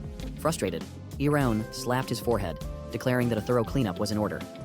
Turning to Dobek, he asked if Dobek agreed. Dobek immediately replied no, explaining that he had never supported such ideas, and had even established a guild in the outer world to continue their activities. Suddenly, a man appeared and announced their arrival. The man introduced himself as the Blood Sword Captain, Jong Jisoo, and explained that his unit had been ordered to escort them to the Blood Demon's fortress. Yoonha, suspicious, drew her sword and aimed it at the Blood Swords, asking if they intended to take them by force. Jisoo calmly replied that they were simply following the Blood Demon's orders. Han Cheol released his flames and demanded to know if they thought he would go willingly. Sighing, Jisoo unsheathed his sword, joined by his unit. Yuna, Han Cheol, and Dobek stood ready to fight, but Iraun suddenly told them to stand down, surprising everyone. Yuna turned to him in shock, but he calmly explained that since the Blood Swords had come all that way to escort him, he might as well go. He walked forward and told the group not to be scared and to follow, leaving them confused but compliant. A moment later, they arrived at the Blood Demon's fortress, the Blood Throne Hall. Han Cheol's gaze fell on the fake lord, who was ending his seclusion training. Noticing that the fake lord was far stronger than before, Han Cheol grew wary. A man beside the fake lord accused Han Cheol of conspiring against the Blood Demon, asking how he, someone who served closest to the Blood Demon, could betray him. Han Cheol calmly replied that he merely sought the true Blood Demon, enraging the man and the other elders. The elders shouted that such claims were blasphemous, demanding to know what nonsense Han Cheol was spouting. The fake lord, unfazed, said it was fascinating and asked if there truly was another Blood Demon besides himself. The elders exchanged worried glances, but the fake lord declared that the timing was perfect. He admitted to hitting a wall in advancing his blood demon art, and revealed his intention to absorb Irun's power to ascend as the blood demon god. Han Cheol and Dobek were stunned. Their shock mingled with fear. One elder stammered, praising the fake lord's wisdom and claiming that if he became the blood demon god, all problems would be solved. Irun, unfazed, dismissed the notion as nonsense, startling everyone in the hall. He then addressed the fake lord directly, telling him to stop spouting drivel and to come down so he could show him just how pathetic he truly was. The fake lord's calm demeanor shattered, and rage consumed him. The fake lord crushed the armrest of his throne in anger, releasing a powerful aura of true blood as he demanded to know what Irun had just said. One of the elders shouted in outrage, asking how dare he insult the blood demon. The elder then assured the fake lord that there was no need for him to intervene, as they could handle Irun themselves. The other elders agreed, rising to their feet and declaring that no one should challenge the blood demon without first going through them. The fake lord permitted it with a nod, and the elders stepped forward to confront Irun. Yunha, Dobek, and Han Cheol immediately moved to protect him, spreading out defensively. Han Cheol, however, couldn't believe the elders were resorting to teaming up. At least he thought, the first elder seemed to have no intention of joining in. A martial artist to his core, the first elder had always despised group attacks and trickery. This was a small relief, but the power gap was still far too great. Han Cheol knew the ideal strategy would have been to take down the elders one by one, and he wondered why Irun had willingly walked into such a situation. Irun noticed Yuna trembling in fear beside him, her sword at the ready. He told her not to be scared, which confused her. He assured her that he wouldn't die and asked her to stop worrying. She asked if he was claiming to be immortal. Irun replied that he wasn't exactly immortal, but he couldn't lose to those guys. He added that if he died, the world would perish. Until he found his masters, he had no intention of letting the world be destroyed. Still bewildered, Yuna asked what he was talking about. Irun explained that he had thought about it for 100 years, what he should do upon his return. At first, his answer had been revenge, but he realized he also owed a debt to his masters. His purpose now was to find everything his masters had left behind in the world and restore it. Once done, he vowed to place the entire world beneath his feet to ensure no one could take it away again. He fell silent for a moment, remembering Mu Wang's promise to grant him power. Smiling, he reflected that his masters were con artists, creating something precious for him to protect so he wouldn't destroy the world out of vengeance. Having made peace with their intentions, he decided to follow their plan. Turning to the elders, he called them half-wits and invited them to come at him. One elder inhaled deeply and spat ghost blood poison in his direction. Recognizing the danger, Han Cheol shouted for Irun to retreat. He rushed forward to grab him, but Dobek noticed and grabbed Han Cheol's coat from behind, throwing him back while angrily asking if he intended to throw his life away. Dobek then turned to Irun, realizing the poison was already too close. With no other choice, Dobek swung his sword, releasing a massive block of ice to shield Irun. The poison spread, but Dobek managed to protect that spot. The elder who attacked laughed, confident that his ghost blood poison was so lethal that even the blood demon would avoid it. Certain of Irun's demise, he glanced at the fake lord, hoping to leave a strong impression and secure the position of left guardian. Han Cheol collapsed to his knees in despair, unable to believe they had fallen so easily. He wondered if this was truly the end. Wuna assured her grandfather that the blood demon was safe. When he asked how she could be so sure, she acknowledged that the poison was lethal even to those at the breakthrough stage. Moreover, Irun's accomplishments lagged behind the elders, and he was vastly outnumbered. Despite this, her instincts screamed at her to follow Irun, declaring him their true blood demon and the savior of the blood cult. Amid the toxic poison, Irun remained calm, walking forward unscathed. He asked if is that it, his voice carrying over the hall. The elders were stunned to hear him speak. He criticized them, saying it was no wonder the blood cult was falling apart. They were stagnant, blind to the outside world while hiding in the Blood King fortress. Pointing to the elder who attacked him, he called them stagnant fools and asked if they even knew what martial artists outside were like. He mocked their ignorance, claiming they were barely on par with a large guild. Even when Han Cheol or the priestess tried to inform them of the outside world, they had refused to listen. One elder, infuriated, urged the others not to listen to Irun and to attack all at once. The elders drew their weapons and slowly approached. They launched their special attacks together, but before they could strike, Irun asked them if they knew why the blood demon is worshipped as a god. The elders suddenly froze, unable to move. Irun stared at them, explaining that the blood demon was worshipped because they were absolute to the blood cult. The elders struggled, but couldn't move an inch. Irun acknowledged that it was good to see that blood techniques had been properly passed down over the years. Han Cheol and Yunha watched in awe as the elders were immobilized like statues. Irun turned to Han Cheol and asked him who needed to be spared. Han Cheol stammered, naming the Blood Sword Brigade, the first elder, and the sixth elder. With a flick of his finger, Irun executed the remaining elders, their heads exploding into pieces. The fake lord was horrified, seeing the elders slain with such ease. Irun turned to him and remarked that if he had mastered blood techniques, he shouldn't have been able to escape the influence of the blood demon divine arts. He asked the fake lord why his head was still intact and mockingly called him a fake blood demon, enraging the fake lord even further. Iroun looked at the fake lord and asked if he was right in thinking that the fake lord had been mixed, a comment that pushed the fake lord to his limit. Enraged, the fake lord shouted in anger, gathering his blood into his hand and forming it into a sword. Yuna gasped, recognizing it as the blood demon sword art, but Iroun remained calm, silently staring at him. The fake lord declared that this was the third form of the blood demon sword art. Raising his sword high, he swung it down, releasing a blood dragon that roared to life and lunged toward Iroun. The dragon engulfed Iroun, consuming him entirely, and Yuna screamed in horror. The fake lord shouted triumphantly, declaring that he would shred Iroun into pieces and reduce him to a mere puddle of blood. But just as the fake lord mocked him, a light appeared inside the dragon's mouth. With a simple wave of his hand, Iroun shattered the blood dragon into pieces, telling him he is full of crap. The fake lord stared in shock and asked him, "What he just said?" Iroun questioned if calls that the blood demon sword art. Iroun went on to explain that his master had never created anything like it. The fake lord stuttered, shouting that it was nonsense, but Iroun calmly continued. He clarified that his master had never paired the blood demon divine art with any sword art. The fake lord was incredulous, asking if Iroun was implying that his master had created the blood demon divine art. He scoffed, calling it absurd nonsense, as the founder of the blood demon sect was said to have died thousands of years ago. Iroun dismissed the fake lord's claim, suggesting that some fool had likely invented the technique midway and passed it down. This enraged the fake lord further, and he dashed forward, swinging his sword while shouting at Iroun to stop spouting nonsense.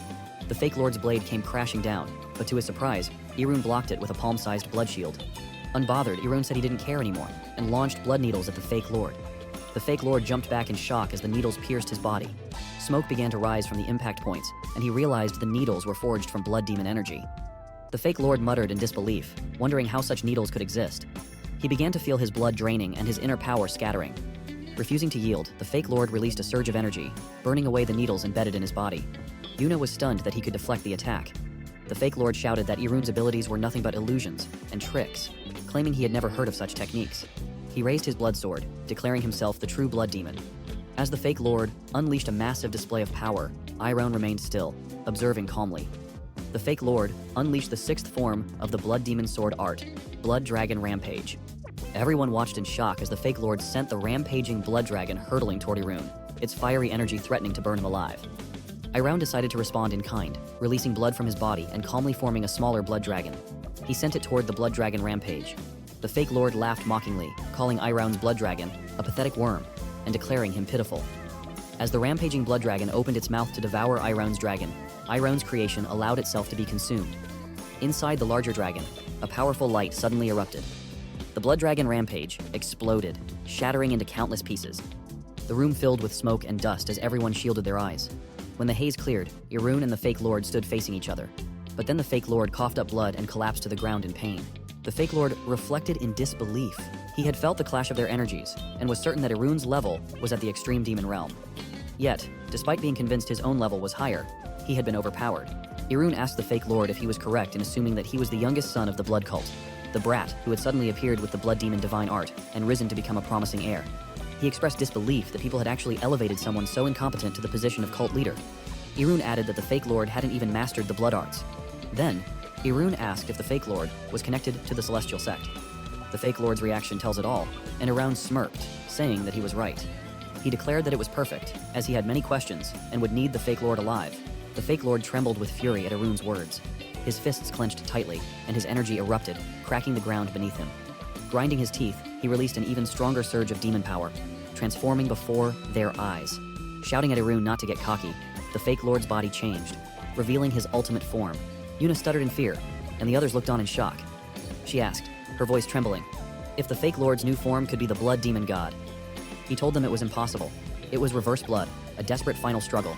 The fake lord then laughed loudly and shouted that he would absorb him and become the blood demon god. Yet, Iroun calmly replied that if he could, he should give it a try.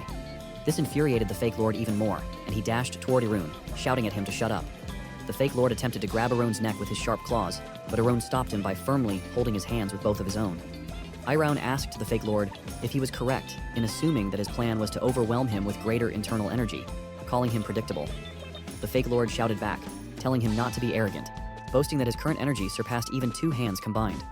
The fake lord activated his blood demon absorption technique, intending to absorb Iroun's energy. He thought to himself that for over 20 years, he had been revered as the blood demon, having absorbed the blood of thousands, if not tens of thousands. He reasoned that while Iroun had nullified all his previous attacks, he wouldn't be able to withstand the energy amplified by reverse blood. The fake lord smiled, convinced of his victory. Iraun then asked calmly if the fake lord truly believed he couldn't withstand the amplified energy, shocking the fake lord. The fake lord wondered how Iraun could speak so casually during such an intense energy battle that required complete focus. Iraun explained that in a typical energy battle, the quantity of energy was critical, as it was a matter of overwhelming the opponent with sheer power. However, the blood demon absorption technique functioned differently, as it absorbed rather than burned energy. In such battles, he added, the crucial factor was not the amount of energy, but how it was handled. Iraun told the fake lord he would show him the proper way. Releasing his demon energy, he tightly held the fake lord's hands. Veins began to bulge and become visible on Iraun's skin. The fake lord was shocked when Iraun started absorbing his energy, and he screamed in pain. Yuna and Hancheol watched in awe as the fake lord's once vibrant blood-red hair gradually turned white and his body thinned. Eventually, the fake lord collapsed. When he awoke, he found himself in a dark, unfamiliar place. He looked around in confusion but soon sensed a powerful presence behind him. Turning, he saw an immense blood demon power, unlike anything he had ever encountered. Stunned and trembling in fear, the fake lord watched as the figure approached. It was Iraun, smiling. Iraun asked if the fake lord had recognized it, and the fake lord, terrified and tearful, managed to nod.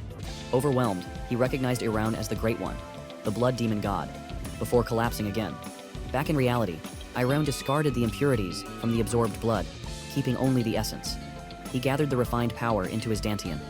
This perfect alignment of energy completed the blood demon divine art, marking the pinnacle of pure blood cultivation. His people were utterly shocked. Hancheol, trembling, reflected on the gamble they had taken. He thought that the stagnant, decaying blood cult needed change, and even though their defeat was inevitable, their sacrifice might awaken the cult to a new era.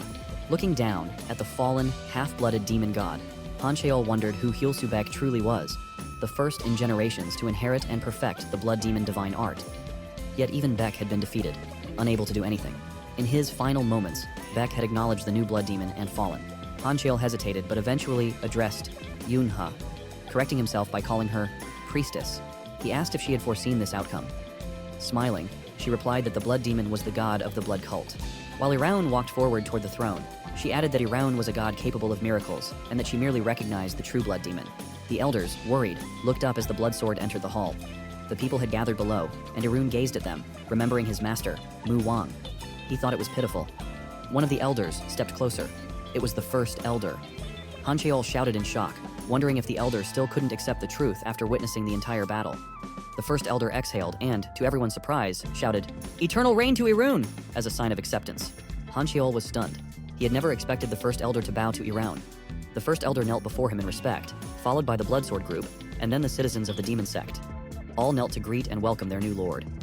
Iraun thought to himself that they were like him, burned to ashes, having lost everything, dreaming of revenge. He guessed they had barely survived, longing for the arrival of a new blood demon. As the disciple of his masters, he felt it was his duty to answer that longing. Tears of blood fell from his eyes and began to spread in intricate patterns across his body. Hancheol gasped, recognizing the transformation and confirming that Iraun was the lord they had so desperately yearned for. The god of the blood cult. The blood demon god. They all bowed deeply, laying their heads on the floor when they saw the image of the blood demon god emanating from him, repeatedly praising him. Slowly, he calmed himself and suppressed his blood demon god power. The first elder and the others continued to greet him out of respect, but he ordered them to stop. Descending from the throne, he remarked that he had expected this reaction. He then instructed them to stand, telling them he did not like such displays and that they should not do it again. The first elder explained that their doctrine decreed that when the true blood demon god appeared, they must lower themselves and pay reverence. Iraun turned to Yunha and asked, "What is doctrine?" She replied that it was the word delivered by the blood demon god for the blood cult to follow. In other words, what he now declared was doctrine. Iraun asked the first elder if he had heard that. "Who is not following the doctrine now?" he asked pointedly. Realizing his meaning, the elders stood immediately and assured him of their obedience. Suddenly, Bayek moved behind him, and Dobek instinctively reached for his sword to finish him off. However, Iraun told Dobek not to bother, as Bayek was as good as dead already. Looking at Bayek, Iraun thought to himself that he had completely broken down after encountering that thing. Iraun then declared that he was going to hunt the Cheon clan as well, prompting the first elder to ask what he meant. Iraun simply replied that he would show them. Raising two fingers, he aimed at Bayek's head. Bayek collapsed again, shocking the elders. With precision, Iraun controlled Bayek's body, forcing him upward. Bayek's fingers twisted unnaturally, breaking in multiple directions as veins bulged grotesquely from his skin. The elders were horrified, recognizing the reverse transformation technique. Dobek asked if they were seriously saying that no one had noticed the use of this technique until now.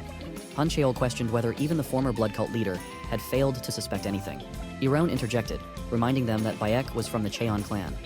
When Han Cheol tried to explain further, Iron cut him off, asking if he already knew about the martial arts that allowed Bayek to secretly alter his body, the heavenly demon technique. Han Cheol was shocked, recognizing the implications, but Irun dismissed the topic, saying they would discuss it later. He then called Yunha, and she responded immediately. He asked her if the pool of 10,000 blood was still intact.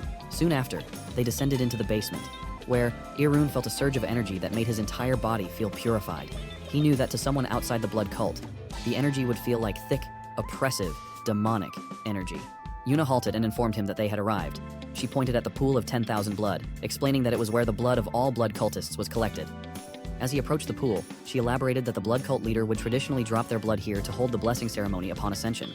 She asked if they should prepare ceremonial attire. He dismissed the idea, stating that he had not come for such formalities. When she protested, he asked her what she thought a god was.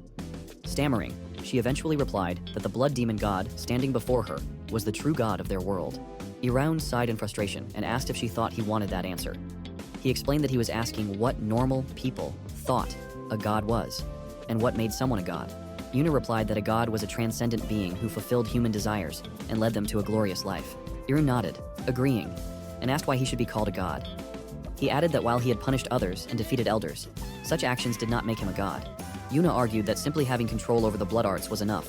Irun disagreed, saying she did not yet understand what it truly meant to be a god. Approaching the pool, he told her that no one had shown her the truth. Raising a finger above the pool, he told her to watch closely. He let a single drop of his blood fall into the pool. As the blood mixed with the pool's contents, the entire chamber began to shake violently, causing panic. Just as suddenly as it started, the shaking ceased, leaving everyone confused.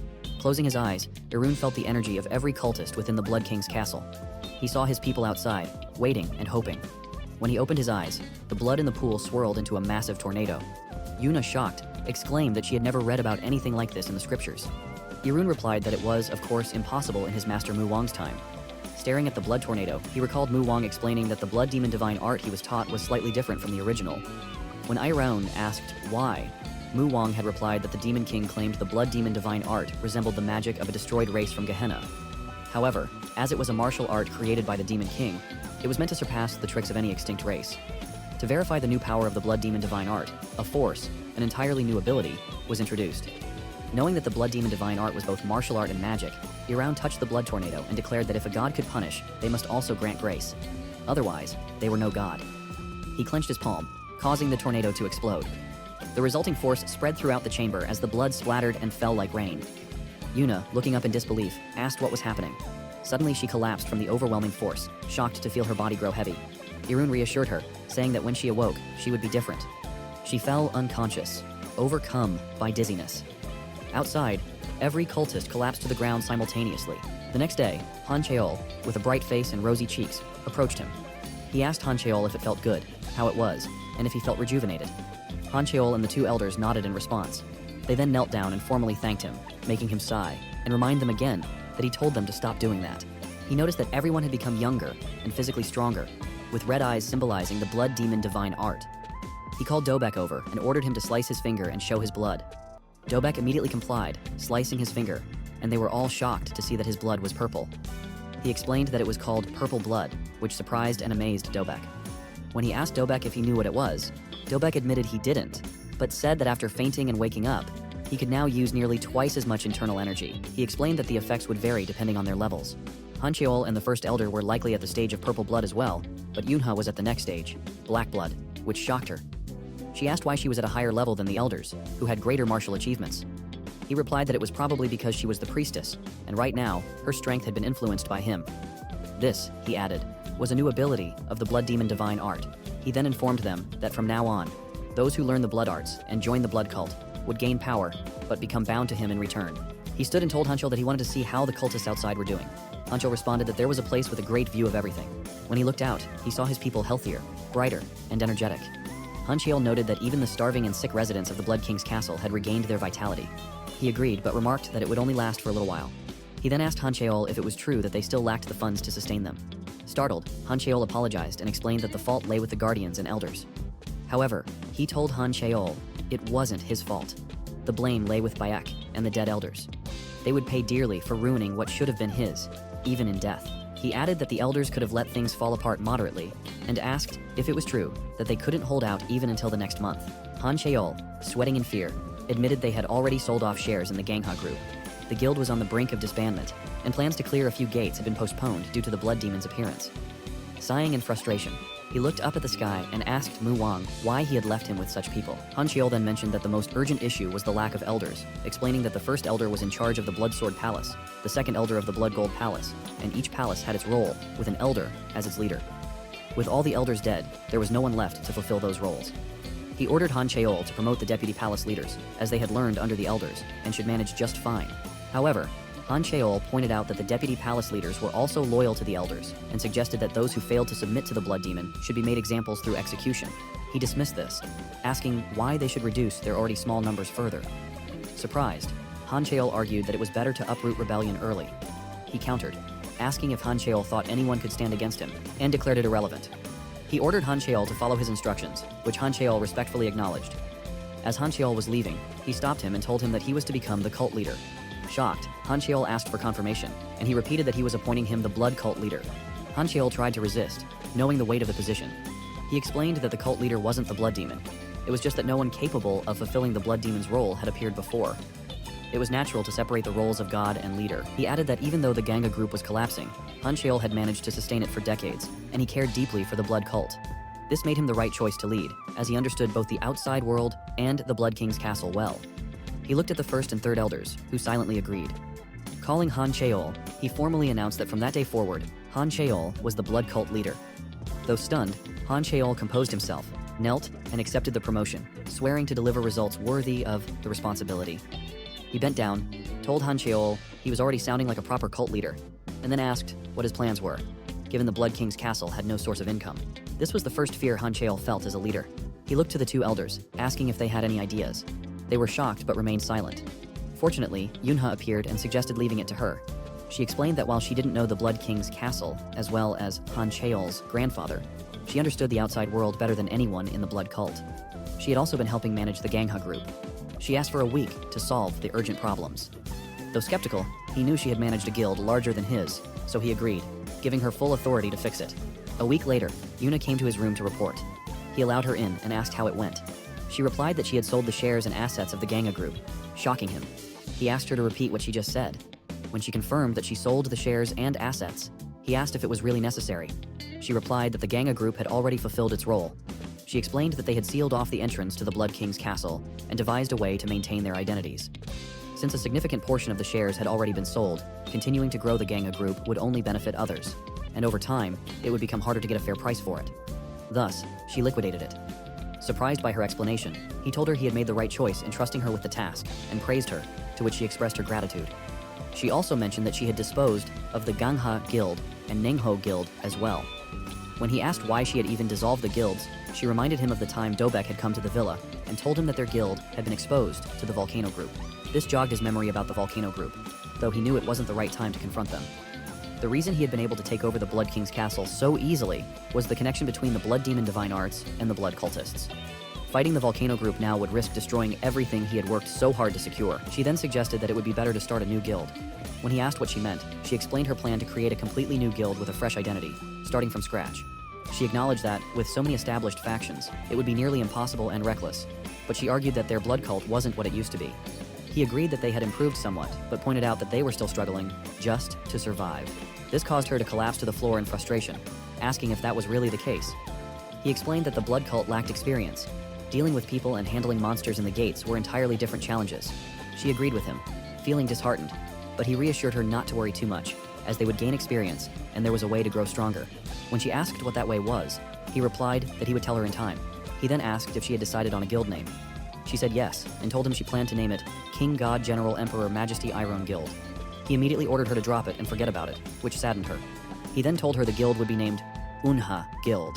Shocked, she asked why it would carry her name. He simply replied that it was because she would be the guild leader. Her surprise grew, and she protested, insisting that he should be the leader. He told her that she was being foolish and asked if she had forgotten who he was. Since he couldn't operate on the surface, she was the best choice for guild leader. Her identity and face were still completely hidden. He added that the Volcano Guild likely hadn't given up on tracking him yet. Days later, in Namyangju, at a D-rank gate, zombies were launching forward to attack when a man managed to sever its fingers. As a giant zombie approached, he stabbed it in the chest and reported that the hunt was complete. However, the giant zombie came back to life, pulling the sword from its chest. Shocked, the man asked why it hadn't died when he stabbed its heart. Fortunately, Yunha appeared, moving at incredible speed, and slashed the giant zombie into pieces.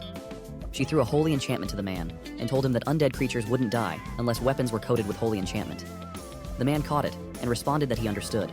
Another man reported to her that the area was cleared. She praised their good work and ordered them to begin. They placed their hands on the ground near the zombie corpses. As she watched, she remembered Irun teaching her the blood demon absorption art. She had been shocked at the time and asked how it was possible. He explained that it wouldn't have been feasible before, but now it was because they were connected to him. The cultists, who were also members of the Yunha Guild, successfully used the absorption technique to draw the blood from the zombies. Later, at the underground bar in Pier Dongdaemun, customers were talking about a guild in Namyangju that was making waves recently. One mentioned that they were called the Yunha Guild, and that rumors suggested they were successors of the Zhongjingyo. Others were discussing how Chiang and Wu from the Volcano Guild was mobilizing and wondered what was happening. Yiraun walked to the counter where Hosiak noticed and recognized him. Pouring a drink, Hosiak commented that if this was about holding a grudge over their last request, they shouldn't get involved. He asked if Irun didn't understand that the nature of their work in a place like this often led to such situations. He then offered the drink to Irun, who took it and drank. Hosiak asked if Irun had joined the cult, noting that Black City maintained close ties with the blood cult. If he were a cultist, it probably wasn't a personal matter. Irun replied that it was true. Curious, Hosiak asked what brought him there. Irun responded that he was there for the Darknet's access rights. Hosiak told him he wouldn't have the authority to make that kind of request. Irun then threw a symbol mark onto the counter. Shocked, Hosiak recognized what it was, and asked in disbelief if Irun was a Grand Elder. Irun asked if it wasn't obvious. Hosiak admitted he didn't understand how that could be, but added that such a request would require a hefty price. Irun calmly told Hosiak he had some information for him. Nervously, Hosiak asked what information he was referring to. Irun replied that the blood demon of this generation was being replaced.